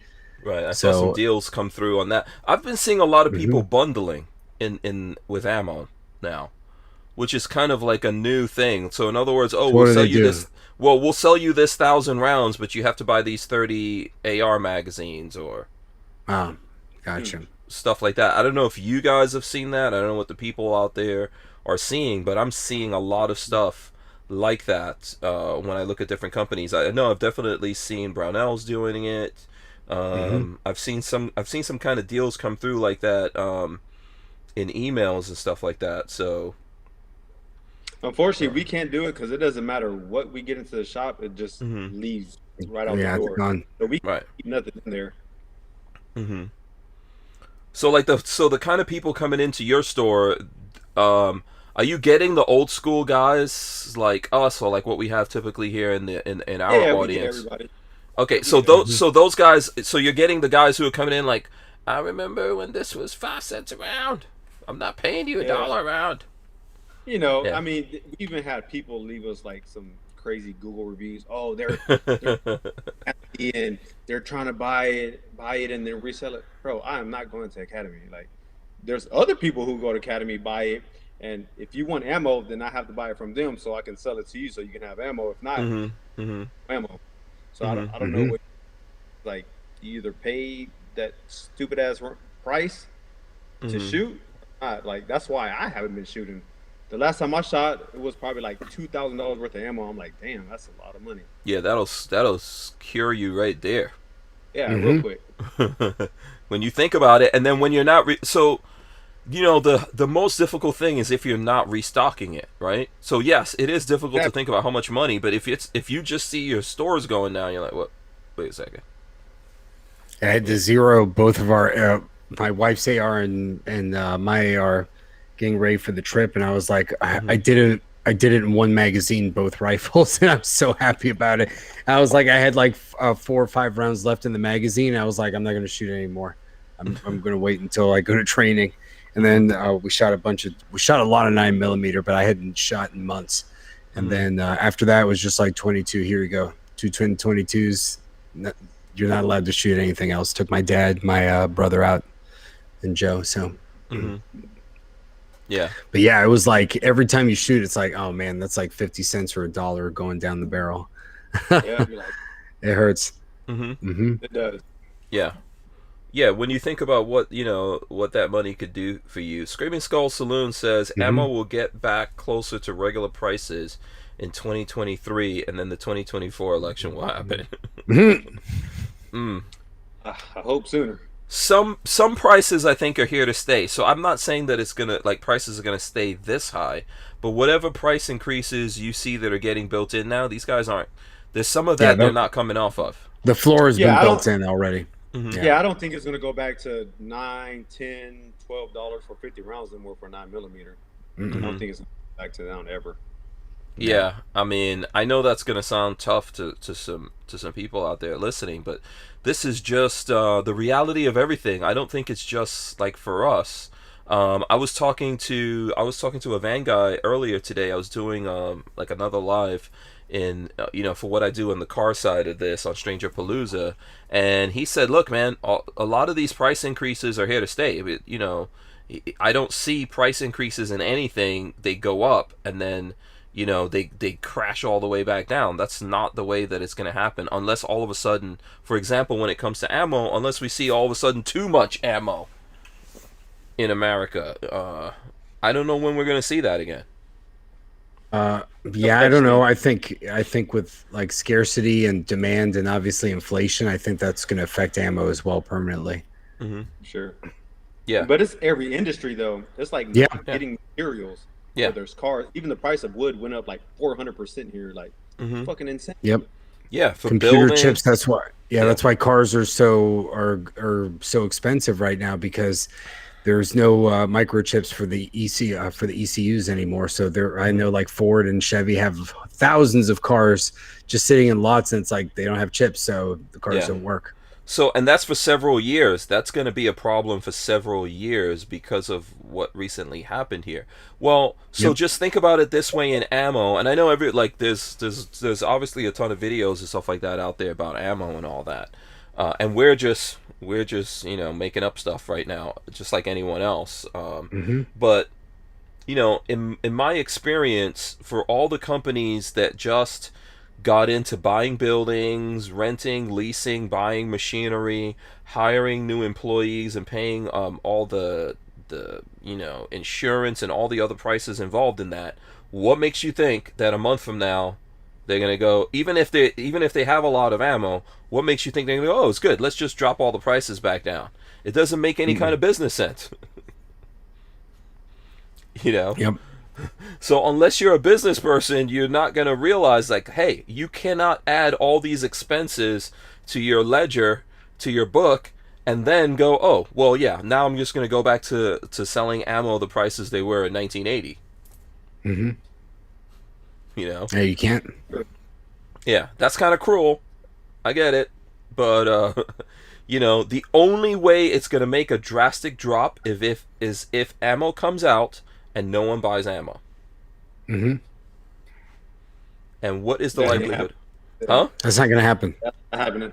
Yeah, I mean, so Javier, right now you just went through $2,000 worth of ammo, right? If all of a sudden there's a lot of ammo out there at any kind of decent price, are you gonna wait around? Definitely not. Yeah. Nope. So we have to ask, when is that supply really just gonna be sitting there? Yeah, it would take a long time. It would take basically you'd have to have the political climate change completely in this country for for years, like two presidencies in a row, and then people might be like, oh, okay, we're good. They're not going to do anything to guns. Yeah. And then that's what I could see. That's the only way I could see like a stabilization. Yeah, Night Train that says kind of most of stuff. the gun shops today is stockpiling ammo. Mm-hmm. Shit, I wish we could stockpile ammo. Yeah, I'm Yeah. not sure if that's really true that they're stockpiling it. So a gun stores typically cannot afford to stockpile anything. But Javier, you're the expert on this. Can you afford to spend your money to buy guns and have them, or ammo, let's say, and have it sit there when you had to put money Yeah, for that? absolutely not. I mean, because not only are we buying ammo, but we're buying firearms, we're buying parts, we're buying accessories, we're buying machines. I mean, our overhead is, you're talking about a lot of money. So as soon as you get it in, you want to right back out the door. Yeah, Yep. you want to flip that, so that needs to get sold. Yeah, Absolutely. Yeah, inventory that sits there doesn't do you any good at all. Yeah. So I don't know. It's going to be interesting. That's the thing I would say. Like, it's going to be interesting to see exactly what happens. And what I always think about is, I remember people complaining to me about, I used to be able to buy an AK for $75. I'm not paying. Just what was this? Like 2 years ago, people were like, I'm not paying $300-400 for an AK because I used to be able to buy that for $75. Well, that's how it's going to be for everything. Then they're going to stop buying everything pretty much because that's how it's going to be. And that's how it is. Yeah. So this is the same kind of situation I think that we're going to be. Look, I hope ammo goes back to where it was, but Oh, for sure. I do too. yeah. Mm-hmm. I'm not wishing for it to stay like this for a long time, you know. Hopefully we get to that point, but I think politics is going to play a big part of it, and then we have to wonder, like, I don't know, man, regardless of how you're looking at this thing, do you really believe, like, what happened in these recent elections kind of made me think, yeah, how do you, like, American elections are worse than third world countries now. Oh, it's tough. Yeah. I remember whenever Donald Trump was running for president, we actually had to go do a Baltic tour. So we're in like Lithuania, Estonia, and Latvia. Mm-hmm. And they thought we were having just this big ass clown show here in America because you got this guy named Donald Trump who's like this billionaire reality star running for president, going out there now. It's they're just laughing at us. Yeah. Let's see. What is this? The Juice says the rumor is when U.S. digital currency comes out, they're gonna give you 80% on the dollar. Where are you guys on like crypto stuff? Were you guys into crypto? I know crypto took like big falls today. You guys follow crypto? You gotta buy the dip, man. You gotta buy the dip. Yeah, you're supposed to buy the dip, but you just never know when it is. That's the problem. Yeah. I grew up a little differently, where you go out and get it and flip it and hustle and like you get that for sure money. So but they go get that for sure and not play with the market. Yeah. Now I might have a couple of friends be like, hey, here's 10 bands, let me make something for me and bring it back. But like me myself, yeah, I'm not. Yeah. So you don't get involved in crypto? No, I don't. Okay. What about you? Oh, okay, not yet. Okay, what about you, Yeah, Rolando? I've got a little bit. Nothing like substantial like that. If I lose it all, it would be like, man, that sucks. I lost a few $1,000, but it's not Yeah. like gonna cripple me. But So is it if it Bitcoin? gains, I make a crap load of money. Is it So was it Bitcoin you got into? Doge, Ethereum? uh, What are you? mostly Bitcoin. Bitcoin's really the only one that's worth everything. Everything else is just to play around. If you're willing to throw Mm-hmm. it in there and Mm-hmm. try to make some money off of it quick, and you want to take the risk, you can go ahead and do that. But none of Mm-hmm. them are really, besides maybe Ethereum, are really Mm-hmm. made for anything else, because they're usually like a token that somebody can control, and then they can create their own thing. And uh, they're like basically inflationary currencies, which Bitcoin Mm-hmm. was made to be deflationary. So it Mm-hmm. has a finite amount. So Mm-hmm. it's almost like gold. Like, this is the only amount of Bitcoins that can ever be created with the algorithm, or this amount, and that's it. Mm-hmm. And it doesn't really have any other purpose. Ethereum can be used for like different things, not just money. You can run like programs on Ethereum, Mm-hmm. blockchain, and all that stuff. But and a lot of them are just like smart contracts, where again you can just use them to run different program softwares and encrypt data. So I think Bitcoin is kind of the one that if you're only gonna choose one that you want to get into, it's probably Bitcoin. But I mean, I can't give you financial advice. It's all risky. It's like the stock market or gold or anything like that. I think that it's as legitimate as anything else, to be honest with you, because gold is not going to do me any good if the world ends, because I can't eat it and it's really heavy. And you could, if I don't have bullets, somebody with bullets can just take away your gold if you don't have any. Property is more valuable because you have an area to defend. But again, somebody can still take that away from you. Bitcoin, they can't really take it away from you. They can't do anything with it. So it's a little bit different. But it's just another thing. Like, if you got the money to spare, like, throw it in there, but buy all that stuff. Buy bullets, buy land, buy food, take care of yourself and your family, educate yourself on survival and being self-sufficient. And that's more important. And then whichever one of your contingency plans you got to go to, if Bitcoin's the one you got, you'll be happy that you have it. Yeah. And if there's an internet, I mean, Bitcoin that's the depends problem on with you crypto. having an internet to be able to go to and cash that out, and someone giving a damn. Yep. That it's still, but look, all legal tender that's out there is imaginary. People, I don't think, understand the concept of money. I mean, it's all a lot of things that we have are imaginary. Mm-hmm. Well, I was going to bring this up earlier, and it's something I talked about on our podcast this week. I actually heard it on Tim Pool's podcast. It's called something called the Triffin Dilemma, and I encourage everyone to look it up. And I won't go too deeply into Dilemma? Okay. Yeah, Triffin. So pretty much is, people may or may not know that after World War II, pretty much the U.S. dollar became the global reserve currency. So every other currency in the world is based off the U.S. dollar. Most prices, oil, all that stuff is based on the U.S. dollar.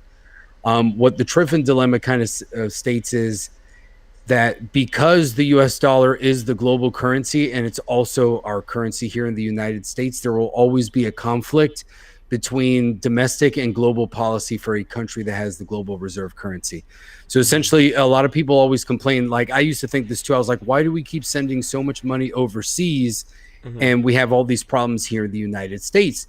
And the Triffin Dilemma explains that. It basically says we essentially have to pay off the entire world and give them dollars so that they use dollars. And as long as they use dollars, that makes us the superpower and that makes the dollar dominant.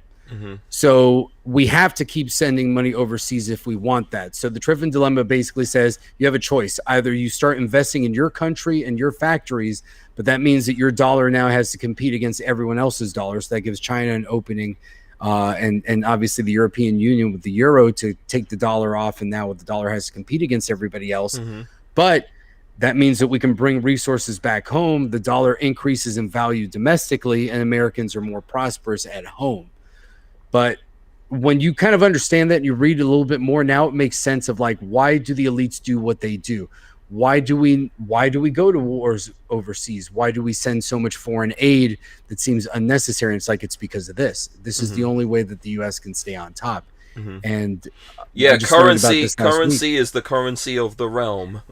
And pretty much the U.S. military has to maintain its power because where we started having issues is that because we started giving dollars to everybody else, it was pretty much like, we're going to give you dollars, buy bonds, and then spend that money buying our own products. So we were hoping to keep a circular thing of the dollars are always in circulation.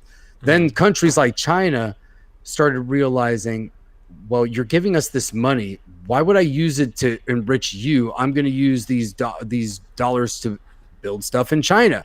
And we started getting pissed off. But I mean, as much as I dislike the Chinese and I hate the communists, what did you expect them to do? Everyone's fighting for their own. If you're going to give me free money, I'm going to spend it on myself. I'm not going to spend it to benefit you.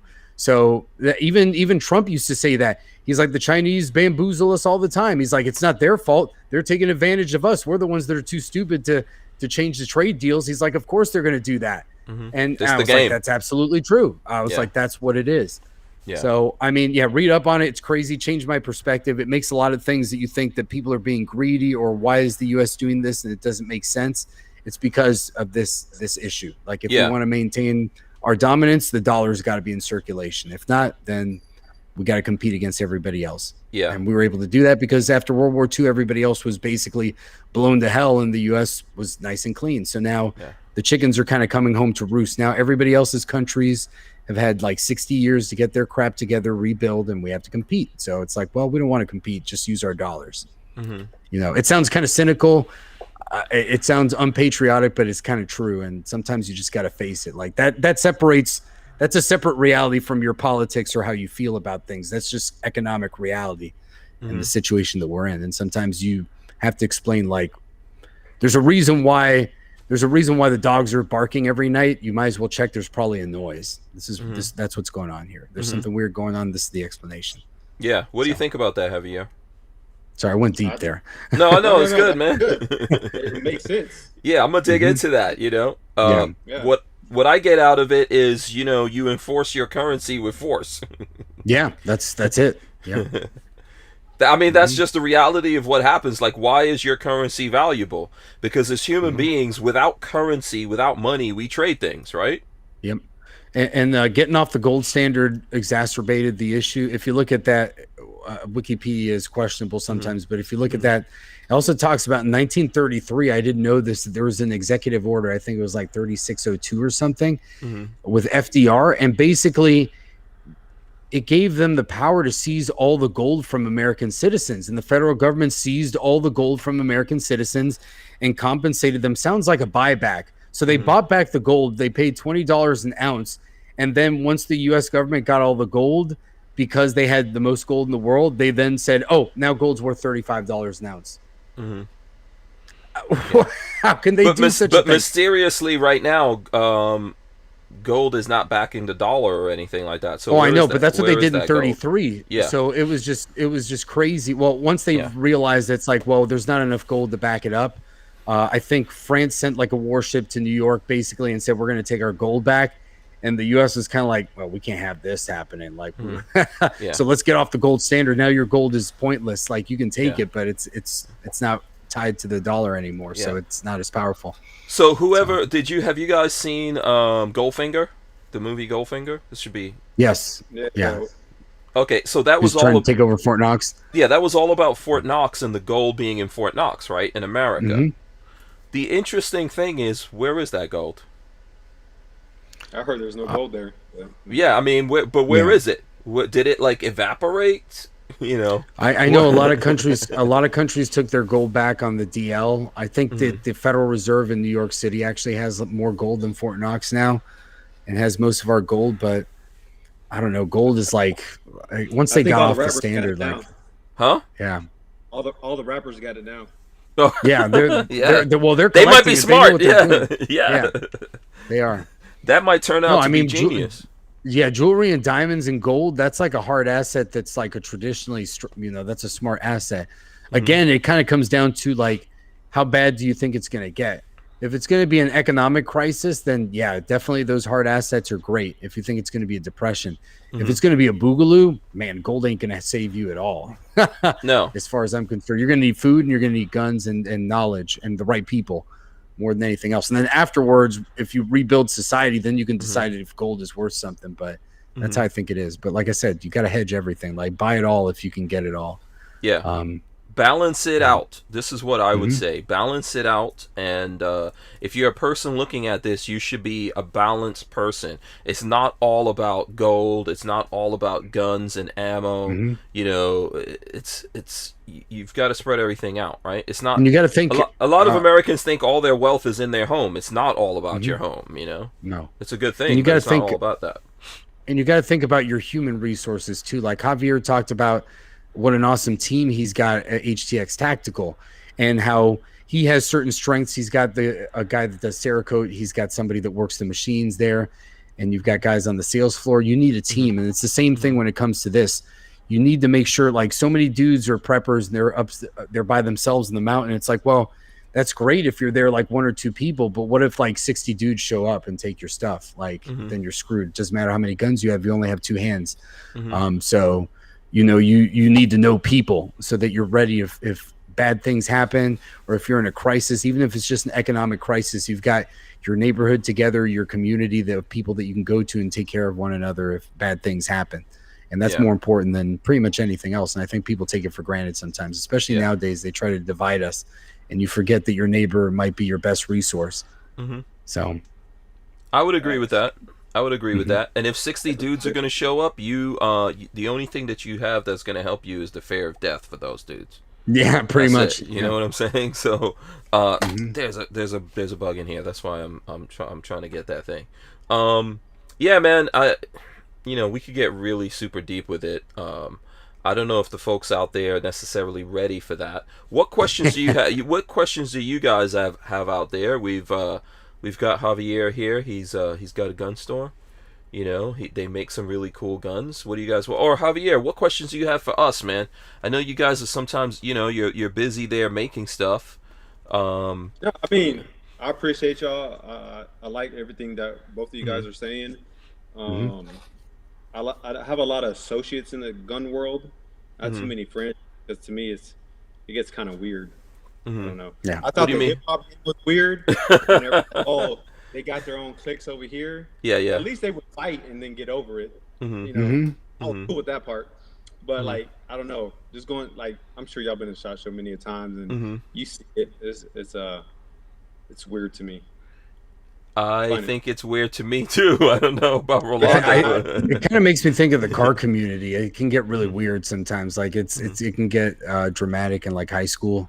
Is the best way to put it. It makes me think of cars, and they're kind of similar, where they're like traditionally masculine kind of communities. There's a lot of, I guess, to be really crude, there's a lot of dick waving that goes along and things like that when it comes to a bunch of dudes going around and trying to show things off and trying to show who's the toughest or who's got like the best stuff and peacocking. So I think the gun community has a lot of that. I mean, my wife and I are pretty much new into it. She's got a totally different perspective as a woman, and kind of how that is. So it's interesting. I like it. There's a lot of good people, but there's a lot of interesting people. Yeah. I've met some of the best people that I've ever met in my life in the gun community. And I've also met some people that I would be like, I would never want to see that person again. But it's definitely definitely much more positive, overwhelmingly positive, I would say so far. Yeah. But, have you been running into some stuff, Javier? I mean, I'm not trying to get you to like no, like not personally call anyone just, out or anything. Just people watching, or hearing stories from different people, and it's like, and you see it too. It's like, oh, so and so talks to them, so I can't talk to them. Like, and if you follow us, I say it in whether it's a post or a story. It's like, man, I don't care about what any other gun shop does or any influencer. It's like we don't even have time to even worry about that. We're focused on what we're doing. And if you've seen just recently, I shout out some other gun shops in Houston. I mean, they're competition in a sense as far as business, but I mean, if they're cool people, they're cool people. And I mean, that's what it's about. And you need that. It's just, and I think the gun community, we already have it hard, with media, politics, and all that. It's like, we don't need more separation. Yeah. I think it's a crap. Like somebody, like them for a reason. Like they did some hoe ass shit, or screw you over. Or, you guys need to put that on a T-shirt, man. Don't do hoe ass shit. Yeah, it sounds like it sounds like the Boondocks. What is it the kid on the Boondocks used to say all the time? That what, man, I can't remember It's been forever since I've seen that show. Yeah, there was something the kid on the Boondocks used to say, and that cracked me up every time. It's something like that, like, this is some whole ass shit, man. Yeah. You know, but I think the problem with that is the scarcity mentality. And it's a human being thing, right? But it's just a scarcity. It's like people thinking what you just said. Like people think, oh, there's only so much of this pie, and I'm gonna be wary of everyone. I'm gonna hate everyone. I'm gonna, I'm gonna feel like I have to defend this, and there's not a big thing. This is a big, massive thing that we have, but we're not getting success the way that we would see it because most people, I think, in the gun community, not everyone, I'm not saying everyone, I'm not saying every company, but a lot of people have this scarcity mentality. And what I mean by that, they think there's just a limited thing when there is no limits to this. Yeah, even for instance, like I was with some big people in the industry that's been in here way longer than I have, or I'll get DMs and they're like, you know what? I tell my managers or whatever to watch what y'all do so we can copy your style. So that's how you should promote in the gun industry. I didn't get offended, I didn't get offended with that. It's like, I know you can try to copy it but you don't have us. Like that, we're the key parts of this, right? Even though we're all hip hop and that's our background, there's never once where we said we're a hip hop gun shop and you should buy hip hop guns from. Like, we don't need to say that. And while you are doing that, we're already 10 steps ahead doing something else or coming up with some, and that's what a b-boy is. Like, especially in the 90s, the 90 b-boys, like, you had to have your own style. If somebody tried to copy you, you're going to battle, and if it got heated, you're going to fight, and then that's it. I mean, that was 90s. But now that we have social media, a lot of people look the same as far as like moves or whatever the case may be. Now there's still some innovative people, but there's some of the top ones in the game now. And so you got to figure out how to separate yourself. But I mean, I take it as a compliment and move. Yeah. I think everyone, I think people, everything's a formula now. And everyone just wants to follow the formula. And I think, for example, since the time I've met you, which I think was on stage when Maj did something, I don't know if that was the last SHOT Show or the one before that. I can't remember. Was that the last SHOT Show that Maj did that? Yeah, the diversity panel. Yeah. That's right. I was there. Right. Yeah, you are uniquely yourself, Javier, right? So you are who you are. This is you. This is your style. This is like how you live and breathe. You probably go to sleep with this attitude. You wake up with it, right? And so to you, it's not a formula. I don't think it's not a formula that you could see. People looking at it, they're trying to formalize it and put it into, okay, this must be the system of what's going on here, versus like, no, this is who you are. This is like who you were born, where you grew up, how you picked yourself up by the bootstraps and climbed out of that, and the things that you had to do, how you had to discipline yourself, and the rules that you had to learn about the game. All of that stuff, if you put it together, it creates who you are, and it should create each individual person. But now, because of social media, everyone just sees their perceived success. People forget that everything you're looking at is all shiny and not real, and photoshopped and all that, and then they just come up with a formula that makes a gap. Like you jump from A to Z. There's nothing in between that makes you what you are and who you are, makes you different.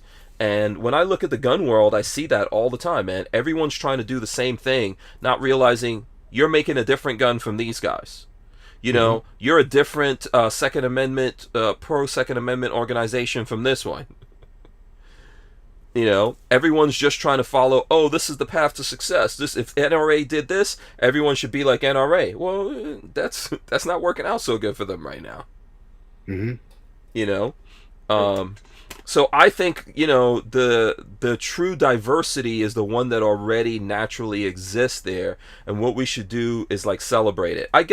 I've seen a lot of people, my biggest thing that I saw from a negative side in the gun community when I first started doing this is mostly people wondering about whether or not it was genuine. So I think, like, if maybe there's folks out there who think the prototype is like some white guy, some old white guy, and if you're not that, then they think, okay, is this person genuine about what they're saying that they are, because I don't see this. I would hope that right now, when people look around the gun community, that has gone away. We've got everyone in the gun community, right? The representation of the world is in the gun community. So, you know, and for sure there could be people who are faking it. I think I come across some of those people from time to time. Ooh, wait. Yeah, that's true. Somebody sent me a video yesterday. I don't know this guy personally, and he did some. He's considered, or he considers himself an instructor. With like a live person there, and then shooting metal targets, and then giving bad information. And you're just like, bro, what the fuck? Yeah, I have no idea who this is, but there's some people. This happens from time to time. And I mean, he looks the part as far as like an urban cat, and so people who don't know shit about it, and you seem like, oh, okay, this guy knows what he's talking about. I'm gonna go take his class, and just not knowing, like, bro, you trust me, you don't want to take that class. Yeah. Even now, I get offered all the time, hey, come take my class, come do this. And for me, just because I know myself, I like to do things at a very high level. Like, if you're not like a special forces or Jerry or like one of these guys, like, I'm not taking your class. Like, I'll just go shoot on my own and train my own self. But if you're not somebody at a super high level or who did something with your life, like, there's no reason for me to take the class. Okay. I understand that. The people have to prove to you that, you know, that they have something to impart, right? Yeah, for sure. Yeah. I think one of the things we're seeing a lot when it comes to that, you guys can tell me what you think about this. I think there's a big fake it till you make it in the gun community as well. In a lot of things that exists, but I think in the gun community, that's a big thing. I think there's just a misconception with social media that people think it's like a get rich quick scheme, and that it doesn't take work and effort. So you see the product of a lot of skilled people that make it look easy. Like I was talking about this with Joe today, that there's like I listen to a lot of different podcasts that have nothing to do with guns or anything like that, and other things. And there's this one guy that I watch, and I was like, man, this dude's got like 3 podcasts. And he does like 2 YouTube channels. And then he's like, I have a producer that makes this stuff for him, that edits my videos. I was like, oh, well, no wonder. Okay. I was like, there's no way that this dude could do this. I was like, because I think of like, I think of the time that it does to do one show. Sometimes it's like, well, do that every week, then go out and film stuff, you know, like what you do. And it's like, that either takes more time than you have, or you're producing content every single day, like 2 videos a day, and they take multiple editing, and they're like 20 or 30 minutes. I was like, okay, so you got to have an editor. So people don't think about that sometimes. They're like, oh, it's just this one dude and he can do everything. And it's like, no way, man. You have a team. You have a team. Yeah, and if it is like, yeah, and if it is, look how much content he's producing and how long he's going to survive before he burns out. Like you got to have, you got to draw a balance. I was like, if they're making like 2, 3 videos a week, okay, then maybe one guy can do it. But if they're doing like multiple podcasts and doing a video every day, I was like, come on, like this is a living now. It's not easy. And it doesn't take just technical knowledge. I mean, yeah, we can all watch videos, and if you're disciplined, you learn how to edit, you learn how to do stuff, but it still takes, you know, people have to like you at the end of the day. It's still work. I mean, you can buy all the equipment in the world, and if people don't like your message, if you don't have anything good to say, or if your style isn't good, like, you know, again, to go back to Javier's IG page, there's a lot of gun shops that post photos of their guns. They've got nice guns, but do they do the nice, you know, 360 pan zoom there, the extra effort there to theme, to have a little like diorama going on with the gun? Like that makes a difference. And that's effort that goes in that people might take for granted. Because once you do something, you make it seem like it comes easy, but it's like anything else. It's like LeBron James makes basketball look easy. Yeah, he's blessed with obviously skills, but like any other athlete, if you don't put the time and the effort, okay, great. You're not going to go as far as the other dude that may have a little bit less natural talent, but he puts 1,000% all the time. Yeah, for sure. It's like, even when I was teaching workshops like dancing, they're like, oh, teach me a windmill, teach me flare, you know, make it look easy. But I'm like, bro, you got to do baby steps. First, you need to learn the freeze. You got to learn your balance. Can you do this part? And you got to build your core, your strength. And there's so much that goes into it. Obviously, we make it look super easy, but it's not easy. And you have to do, a lot of people, like you said, they want to go from A to Z, or, you know, get rich scheme. And, you know, I want longevity in whatever I do. So, yeah, quick money would be super nice, like anybody else, but like I want long money. Slow money. Yeah. Slow money is the best money. Yeah. Plus, it gives you the discipline. Yeah. Yeah, it gives you the discipline, the appreciation. Because if you get that money quick, most people blow it all because they didn't have the effort and the blood, sweat, and tears that went into that, and they don't have that appreciation. They're like, oh, well, if I got it this easy, then I can get it anytime I want. Yeah, talent is not enough. I mean, just to look at the hip hop world before we start wrapping everything up here. If you look at the hip hop world, recently we lost some people, and I'm not talking about them. But if you look at this, it's not enough in anything to have talent. You have to put in hard work. So you could get lucky and blow up and have a hit song or whatever and make a ton of money off of that song. But if you don't have the work ethic to put into this, you don't get to do this for a long time. Okay? You're going to disappear. You are going to wind up, taking a bunch of drugs or whatever to create a fake reality. But the real reality of that person who's really making it is the hard work that goes into it. This is the reason, if you look at people, I don't know 50 Cent, but if you look at someone like that, the reason why he's still around is hard work. It's not luck to become an actor and then people start giving you money and you're producing shows or doing movies or doing whatever. You have to repeat, you have to work with people and deliver to them what you say you're going to deliver over and over and over again. So there's this one question, Scorched Earth.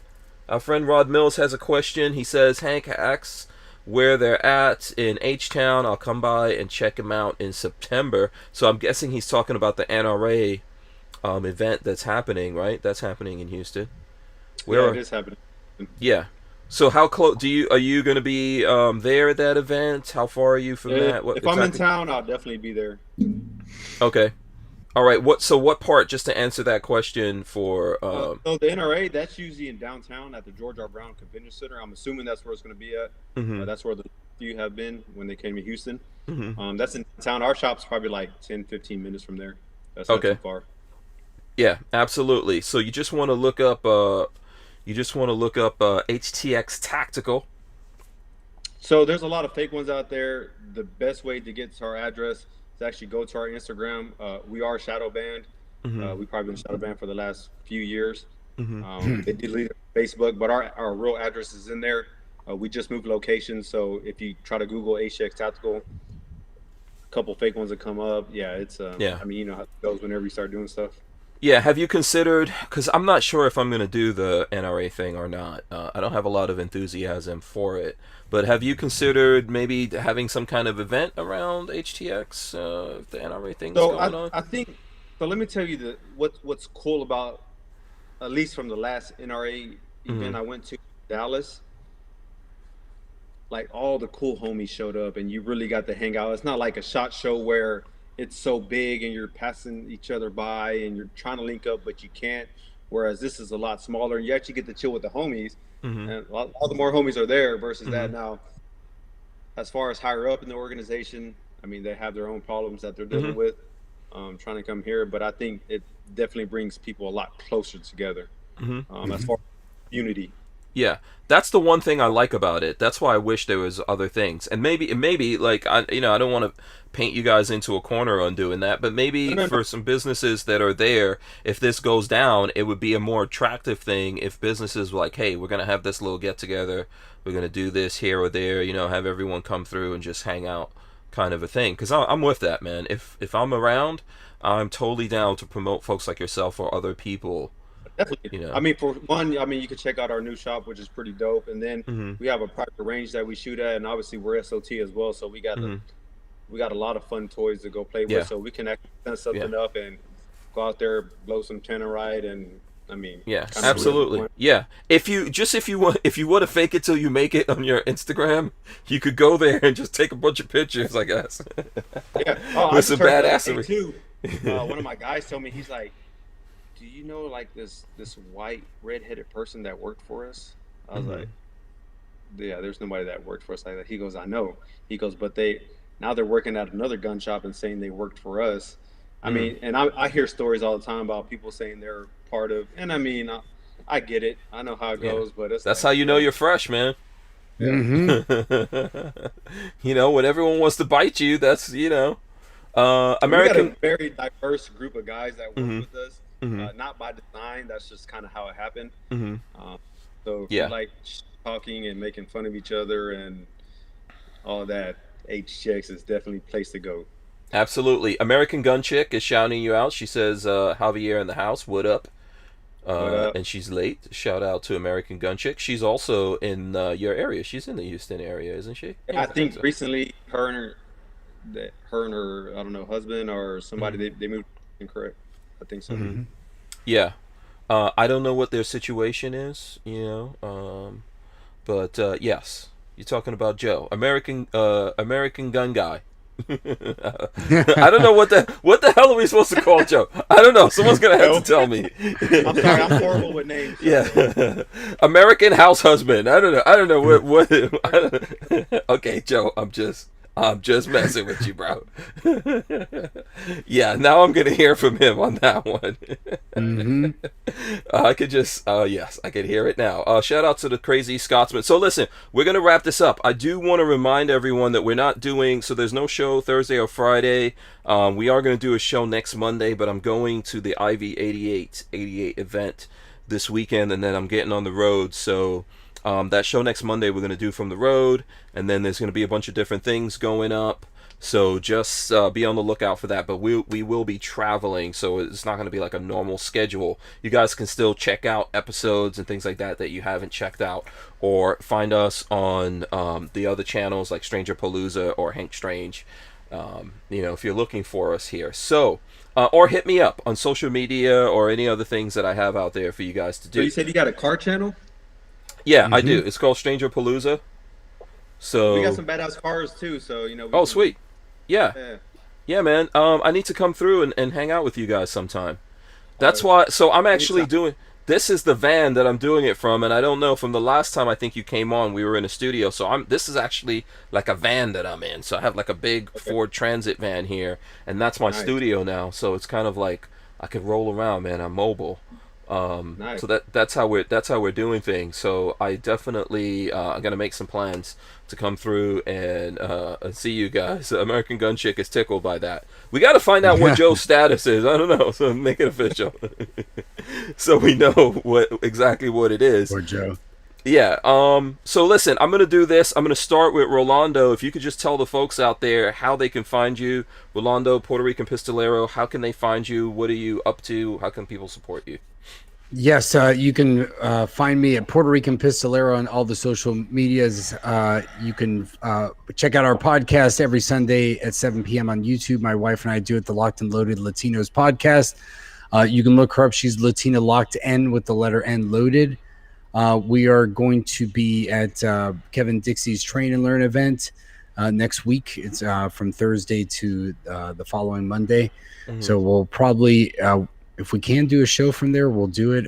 If not, we'll definitely interview a lot of people and record a lot of content with all the people that are going to be there. So should be a really awesome crowd. So looking forward to that. Yes, absolutely. I see Edward Andrews says Indiana bound. Yes, we're going to be in the general Indiana vicinity somewhere. I might even crash that Kevin Dixie thing. Not making any promises, but I'll probably do that. I'm going to definitely be in Georgia. I know that. Just so for people who are interested. Okay, so listen, Javier, just tell the folks out there, how can they support you? Where's the different places they can find you and communicate with you? Yeah, basically just Instagram's what we got left. They took Facebook away from us. We're shadow banned, but HTX Tactical, the real ones, got the gold logo. HTX Tactical TVs are backup. It's got a blue logo on there. And if you know me personally or my guys, we do a lot for the community even before this gun shit. So we always post what we do for the community, whether it's toy drive, going back to school, or if like big storms happen, hurricanes or whatnot, we go out in the community and try to help out. So that's how you can help us out. Just get involved with that. But just everybody stay safe out there for sure. Yeah. So I should have picked up on this earlier. So when did you guys lose your Facebook? Oh, that was probably a couple years ago. Oh, a couple of years ago. Damn. Okay. Yeah, we tried to make a new one, and then like a couple hours later, they're like, "Nope, that's like your old one." And so, and we're getting a lot of this, and we follow all the bullshit ass rules from no pricing, no gun sales, and I mean we try to switch it up. We try to do everything, and nothing's working. Oh, okay. All right. Yeah, because I know that there's some, resources of people who try to help folks when they get their Facebook pages deleted and stuff like that over gun stuff. So maybe I don't know. I'm not sure whether or not those people can help you guys Block, out. Huh? yeah. Block me in and see what we can do. Yeah. Yeah, we should see if we could try to like behind the scenes link you up with some people that know about that. So we could figure that out. I don't know if you know John Crump from Gun Owners of America, but maybe we need to work on something like that and see if we can get you guys back somehow on Facebook. Yeah, for sure. Yeah, that's definitely a place that I don't like any of these things, but we need to be on them. So we need to fight and help keep each other on these things. All right, so listen, big shout out to Harry's Holsters. I'm gonna run in the end, and I'm gonna come right back, and someone's gonna drop the words of wisdom. Should we make it Javier? We should. Javier. Yeah, so Javier's going to drop some words of wisdom on us. I'm going to roll in the end right now. Big thanks to everyone for hanging out here with us. It's not too late to smash the thumbs ups. I appreciate that from everyone. So let's run in the end right now. All right, guys, make sure you smash those thumbs ups, ring the bell so you can be notified every time we go live. We're going to rip the audio out of this and throw this up on iTunes and all the other places you get your audio podcast from. Remember to go check out US Law Shield. We have a link in the description. Whether you're listening on audio or watching here live, you guys can save some money and help send some shekels in our direction. Everyone be good out there. Javier, hit us with some words of wisdom, my brother. Yeah, I'll tell you what I tell everybody else, especially when I do workshops. Work hard, be a good person. If you can help somebody else, help them out. Mm-hmm. I mean, we do that, we'll be a better world. Absolutely. Mm-hmm. That's what we all need to do. Everyone can help someone out. All right, so listen, we'll see you guys next Monday. Big thanks to Javier of HTX Tactical, as well as Rolando of Puerto Rican Pistolero, Latino, Locked and Loaded. Did I get that? I got it right? Locked and loaded Latinos. See, seriously. Yeah, okay. I messed it up. You'll get it one day. You'll get it one day, Hank. My bad. Yeah, exactly. We're out of here. We'll see you guys. Peace. Hey. Take care.